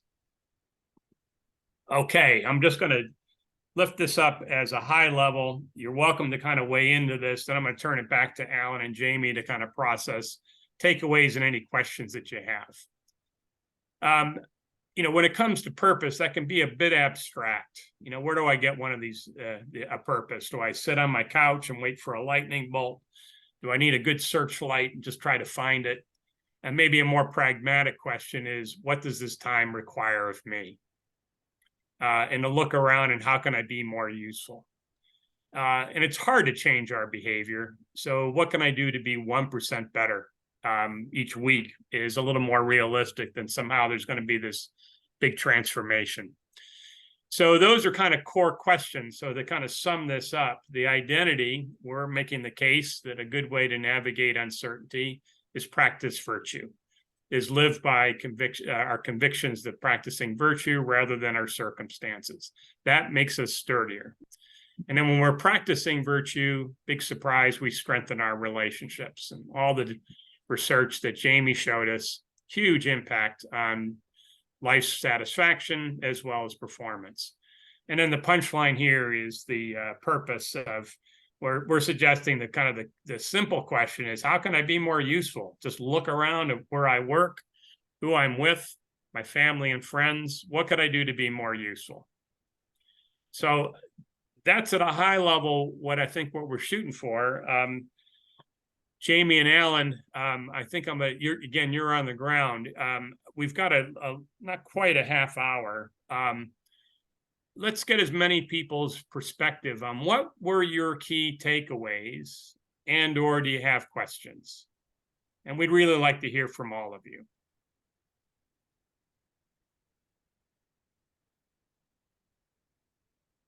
Please. So the relationship piece is clearly one of the key cornerstones. How do you see the hybrid work environment and the remote work environment leveraging? So it seems like that's a challenge, building culture, building relationships. I mean, like any applications in this or thoughts on those particular work environments? I'll take a stab. I don't know if you've seen this work in Bloom, who's sort of studying this virtual versus real. The lens that I take about this is to be intentional about which setting works for the task at hand, right? When we have a highly transactional activity, you know, we have to settle this, it's a discrete question. 2 dimensions, Zoom, Teams, fine. But I think it's well recognized that when we're looking for creativity and innovation, particularly because those are relationally based, that phenomenon that I've talked about, written about, called spontaneous collisions matter. And they're not quite spontaneous. Here's an example. Some of you know the story about the Post-it note from 3M, that's known to all of you, right? The story was Silver was working on a tight adhesive. 3M had a policy called bootlegging, where they required their scientists to get out of the lab, walk around. Silver's working on this tight adhesive, it doesn't work. You know, it's very loose, right? As you know from the Post-it note. He goes and talks to his colleague. His colleague, another scientist at 3M, says, you know, I sing in the church choir on Sunday morning. I'm always dog-earing the pages, destroy the hymnals. It would be fabulous if we had this little thing that I could tear off and not destroy the birth of the Post-it note. Spontaneous collision, innovation, creativity. Another example. So here's a complicated story. I'll try to make it as clean as possible. I trained at a hospital in Boston called the Brigham and Women's Hospital. The original building was built in 1912, and it was a series of pavilions, separate pavilions separated by the outside. So the idea was when doctors went from one to the other, they cleansed themselves with the outside air. Now in Boston, in February, that may be a bad idea. So they built what they called the pike, which was a cloister, a horizontal hallway that connected each of them and eventually covered it over. So when you're training there, when you want to go from one ward to another, you go through the pike. And by the way, it's the only way to get from one ward to the other. So you run into everyone, right? And you run into your professor, pull people aside, can I have a confidential conversation about Mrs. Jones, who's my patient? Can I get a consult? Or you run into your friends and you have a small moment of levity and then back at it. It became the social nexus. When I was a senior resident, they built a vertical hospital, right? Elevators, no longer horizontal pipe, entire esprit de corps changed, right? And I wondered why. You know, I had no language for this. I move on, I come ultimately to Cleveland. Those of you who know the clinic know that we have skyways that connect, you know, the outpatient clinic, the cryo building from the hospital, and now I'm an attending.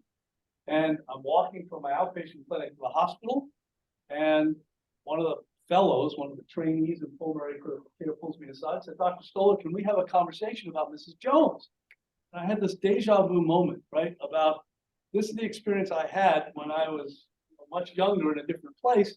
And it's all about being in a common space, right? A spontaneous collision, right? So the long-winded answer to your question is that when I think you're trying to cultivate relationally based innovation, I think there's no substitute for being together, 3-dimensional as opposed to 2-dimensional. I think that when it's highly transactional, I think 2-dimensional is efficient and fine. And the other thing I would say is when you're trying to develop community, as evidenced by the fact that you're now all together for your first residency, having been online for 4 weeks or 3 weeks, the level of awareness of each other that you'll have by simply having been together, sharing a meal, 4-H conversation, 4-H's, is very different than it would have been in a 2-dimensional Hollywood Squares world. That's what I would say. Does that make sense? Thanks, Jamie. Other takeaways? Yep, we got people ready to go. Yeah, so I think a lot about motivation, external motivated versus internal motivation, and so it seems to me that virtuous practice could be real pivotal in shifting from external motivation to internal motivation. Would you agree on that? Yeah. It's quite clear you will not get high performance without intrinsic motivation, and typically you can't make it happen. So that's even more suggestive of the full strategy. Please. So, takeaway, at the tail end of patients, and just interviewed MNC leaders that were nominated. Thanksgiving is military behavior during COVID. I intend to military leadership. So, wow, this has been really helpful to me. It's been really interesting to see so many similarities with what I come up with my analysis, particularly around trust, compassion, temperance, relationships, and creative things. Experience. We talked about the Kolp training. We have to do as well as Kolp process training. The one thing that didn't come up in my research, I was qualitative research looking at the neighbors and the visitors. Very few individuals came up, but of course, I thought nominations of the exemplary leaders who all exhibited a very strong mindset. But this got me interested in restraints. Restraining forces, And yeah. then Peter's comments about part of this puzzle being how you, not only how you create conditions to enable virtue or exemplary leadership, but how you weaken restraint. So I'm just curious if you could take me in the direction of doing research that exists on restraint. I think Peter would be a better resource probably than Jamie and me on that one, but you may know something. Well, one that Peter invoked Lewin's work, right? You know, the force field analysis, right? So force field analysis, imagine a future state as a column in the middle. Pick something. I want I want to eradicate COVID, right, from the world, right? That's our future state. In the middle, articulated. On the left side of a force field analysis are factors that move us in that direction.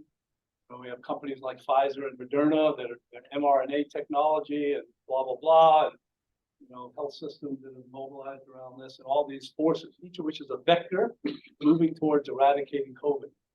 And then there are restraining forces, vectors in the opposite direction that say what perpetuates COVID, the ability for the virus to morph, to escape the immunity reactions that we create with these mRNA technologies, et cetera. And each of those vectors has a size, and the net effect is the net vector, right? Repelling, and it gives you a lens on what would I have to do, right, to eliminate the inhibiting forces, right? I'd have to do something that affects viral mutation, right? Okay, let's work on that. So I think the data come from that synthesis.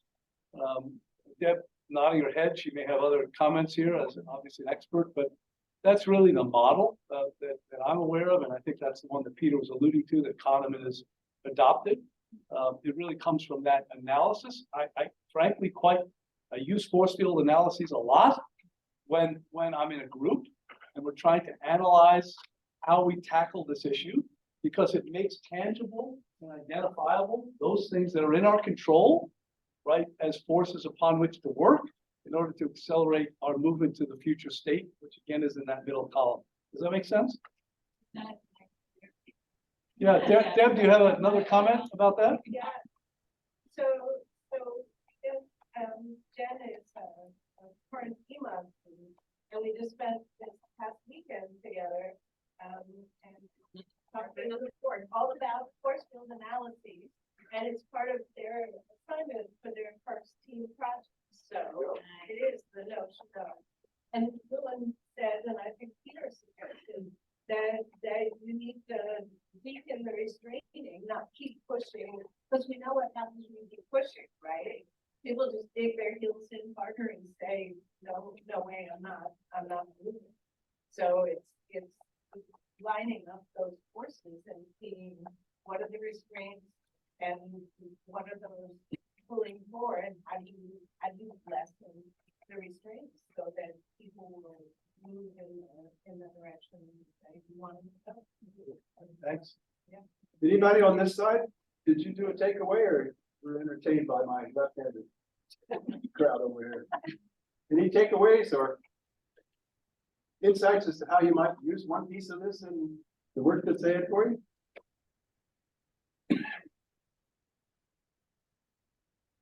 I'll just say, what you said, can't control what happens, can control how we respond. And that takes practice typically. Because some of us don't do that very well yet. Or my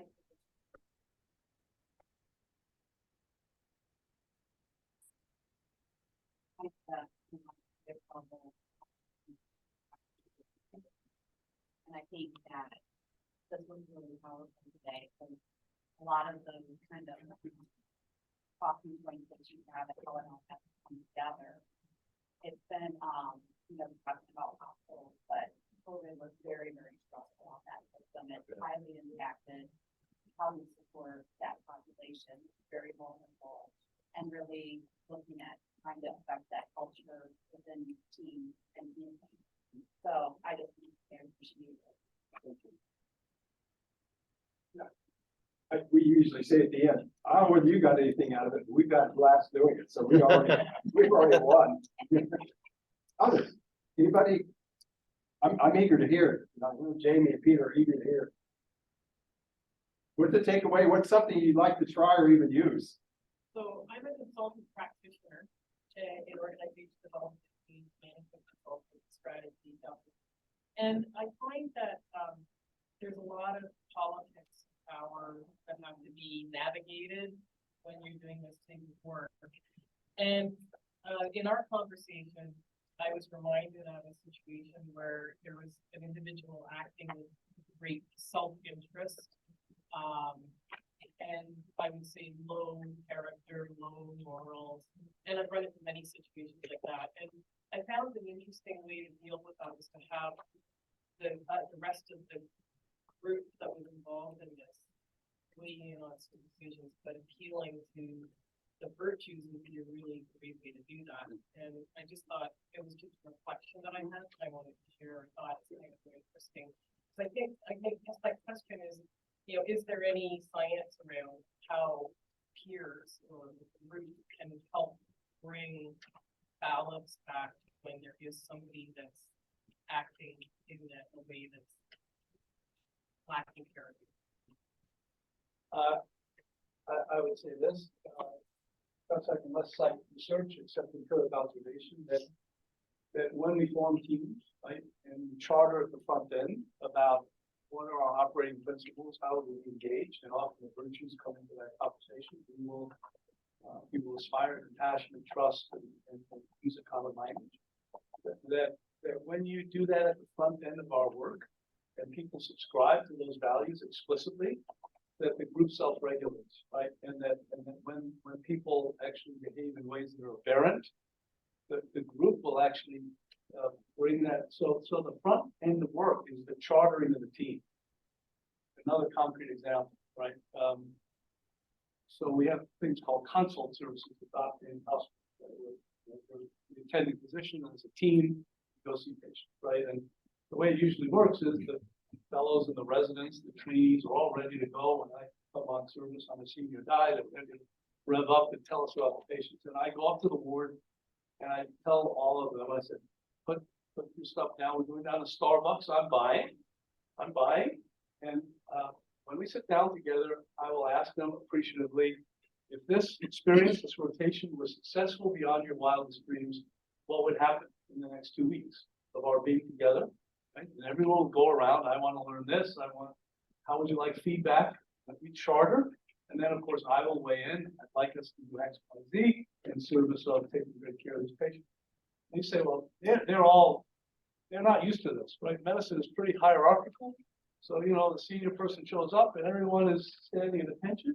So this is disarming beyond belief. And it's inefficient because we spend an hour, right? Which is a lot of time in a busy hospital day. But I will tell you that chartering on the front end, which develops commonality and voice, pays absolute dividends in the efficiency and effectiveness of our work 2 weeks later. Right? And the morale and the performance, and this is an empiric example, and they self-regulate. Right? So it's chartering on the front end. I'm not telling you it always works. Right? There's always dysfunction and all of that. But in my experience, it inoculates the team against the chaos that comes from just entropy and Brownian motion that otherwise occurs without chartering. Please. that did work. In a factory startup I was in, we hired 200 new engineers, a brand new factory, never worked in a factory before. We spent 3 days teaching them the culture. We called it culture training. In fact, that worked. Most successful factory. You know? That's pretty interesting thing, even not been my experience when people, if you give people that opportunity to rise to the occasion, the vast majority of people like that. And it works. One of the things I would encourage you to do is you already have a bigger experiment that Jamie and Peter and I have in microcosm. That is people who are different with different experiences and stories. So spend time getting to know those and less time talking about the chit chatty stuff that is superficial, but you walk away and you haven't learned anything. So I kept telling students, be curious and be interested and listen and ask questions. Those are key. So if you all can do that with each other, like there's a bigger story about 3 days doing culture stuff that I'd be intrigued about. Her experience. It's like, what a great opportunity that you'll probably almost never have drop in your lap again like this. And you don't have to be in person. You can do that online, offline kind of stuff. So leverage what you got ahead of you with this group. It's going to be a real good thing. So mind it well. Other takeaways or questions? I wanted to add one thing, kind of going off of what Jonathan was talking about in a practical way. I'm a plant manager of a chemical company, and I'm the You must say temple. I was going to say, oh, no, that would be only a chemical company. But I'm the 6th plant manager that they've had in 3 years. wow. So when I look at this equation for effective leadership, I feel like stability and trust are really missing with the organization that I'm trying to lead. And a lot of the work I'm focusing on is with compassion, but I'm thinking I might have to shift my focus a little bit, but I really enjoyed the 4 H's, and I'm thinking in a practical way, this could be something I could do with my team to help build that trust, and focus on the stability of the team as we are always evolving. So I think that while this is very intellectually stimulating, there are a lot of practical approaches to take back to our team. And with something like the 4 H's, one way you can do it, I typically would do stuff like this is say, oh, I'm going to do that over 4 sessions. I'm going to do 1 H today, the 2nd H the next time, and give ourselves a little more time to learn a little more and to be a little more relaxed and get details. So don't be in a hurry. You've got some time. So just do heroes today, and it may take 2 days to do heartbreaks, for Pete's sake. You know, we're going to be crying together and some of that stuff. I asked, talked about having chit chat, like no value added. Can you just flesh that out a little bit? Like sports or weather? Is that what you're talking about? That's what I was talking about. As much as I like one and endure the other. Yeah, and I'm not against those, but it's like, or even if it's chit chatty stuff, learn to probe and go deeper. So I like the value. What's the value in this? And you know, there are times for, I don't want to talk about anything serious. It's like, I don't know what Jamie and I will talk about on the way home, but I don't know that. I mean, we'll probably talk about the fun we had rather than, gosh, I wonder what she meant by that. It's like, you know, I need a break. I want to have fun. Could you all talk a little bit about repair, but also, and redemption from the perspective of, I'm not perfect. So how can I allow myself to become more virtuous? And what do I do with another person who may not be that way in a moment, because if there is a moment or it's behavior, it's action, but I'd like to repair that. Can you speak a little bit about I wonder if that? Peter could, do you want to do that one, Peter? Did you hear him? Sure. Can you rephrase the question for me just so I make sure I got it? Yeah, he was asking about repair and redemption. How would I deal with that? And how would I, in a sense, work with another one that I wanted to? Myself, Yeah, myself, and then also maybe with someone else. which is really what happens when trust gets screwed up, basically, right? Right. Gotcha. Yeah, it's a given that's going to happen. So the question is, how do I respond? So a couple thoughts come to mind is all of our relationships, even our best relationships, swing back and forth between rupture and repair.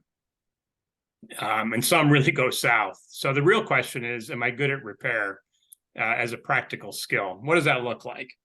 So there's a whole body of really interesting research, or it's interesting to me, on restorative justice. And I'll take back to the service academies. They do this really well. In the interest of time, I'm going to be brief about it. But one way to think about how do I restore trust? How do I repair? Are 3 A's of apologize, acknowledge, and atone. So the apology, it tends to be hard for people because our ego gets in the way. It's hard for us to kind of acknowledge that we caused somebody else some harm. The acknowledgement piece is defining the harm, to take that next step. And the last part is the atone, is to make it right. Kind of speaks to Alan's point, it's not a virtue until I act. I can get skilled at those 3 A's, but they're hard. And they're hard because my ego gets in the way. So I'll stop with that. There's a ton of interesting research on restorative justice that would get into the weeds, should you be interested. We've got a chapter on restorative justice for just that reason. And arguably, it's a skill that's in short supply. So I have one thought. You may know the work of Marshall Goldsmith, wrote a book called What Got You Here Will Get You There. And what he talks about is the importance of leaders standing up and owning vulnerability, right? So when a leader stands up in front of you and says, let me tell you about a time I screwed up, right? And tells that story, right? What that does is humanize the environment and creates a climate in which people are willing to own their errors, which is the predicate for apology and acknowledgement, right? Is part of the repair process. So it normalizes that behavior, right? And gives people permission to actually behave commensurately, if that makes sense. Yeah, good point. Well, related to the 4 H's that you were talking about, I think when I think about heroes, it sparks also the thought of what you could call anti-heroes, like what I don't want to be or somebody I don't want to be like.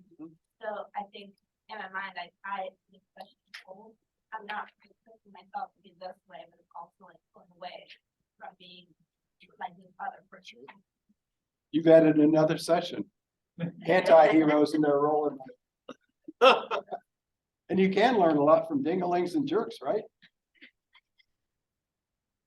I always told classes, at least one of you in this classroom is a dingling. I just don't know who you are yet.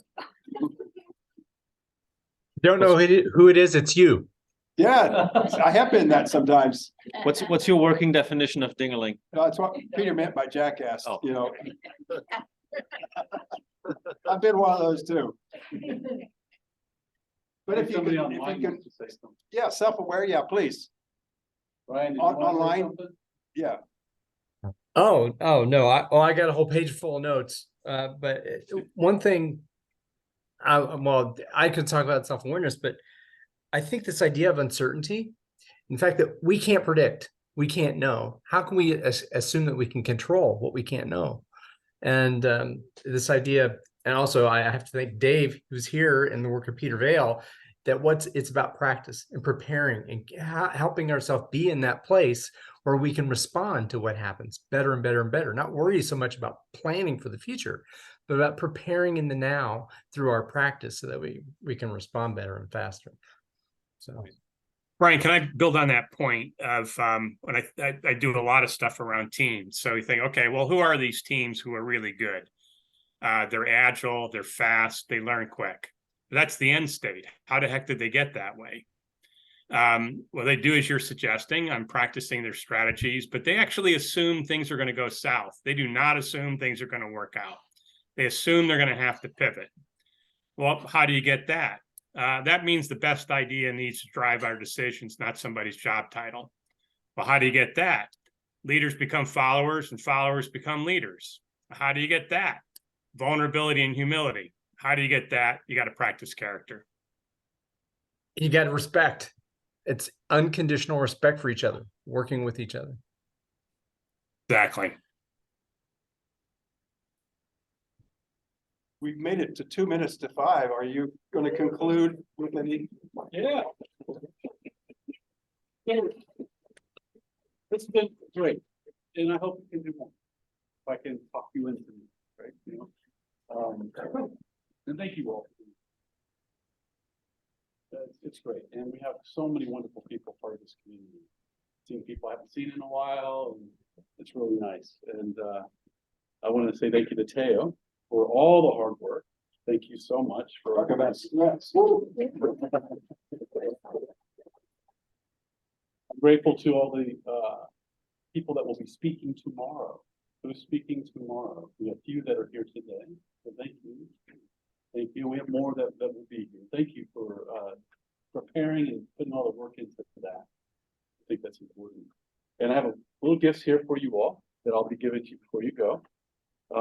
I'm grateful. My takeaway is you know, around generosity. And Which could be a virtue, you know. right. Yeah, right. I think it fits in there, right?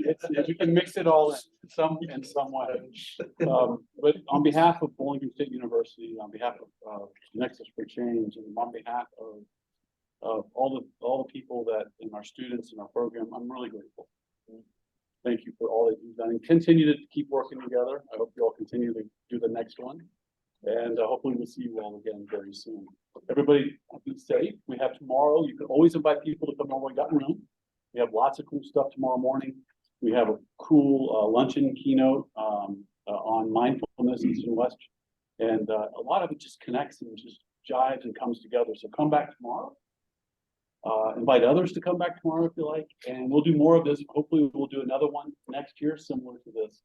And we'll see you again. So again, drive safe, get home safe. Everybody have a great evening. And thank you.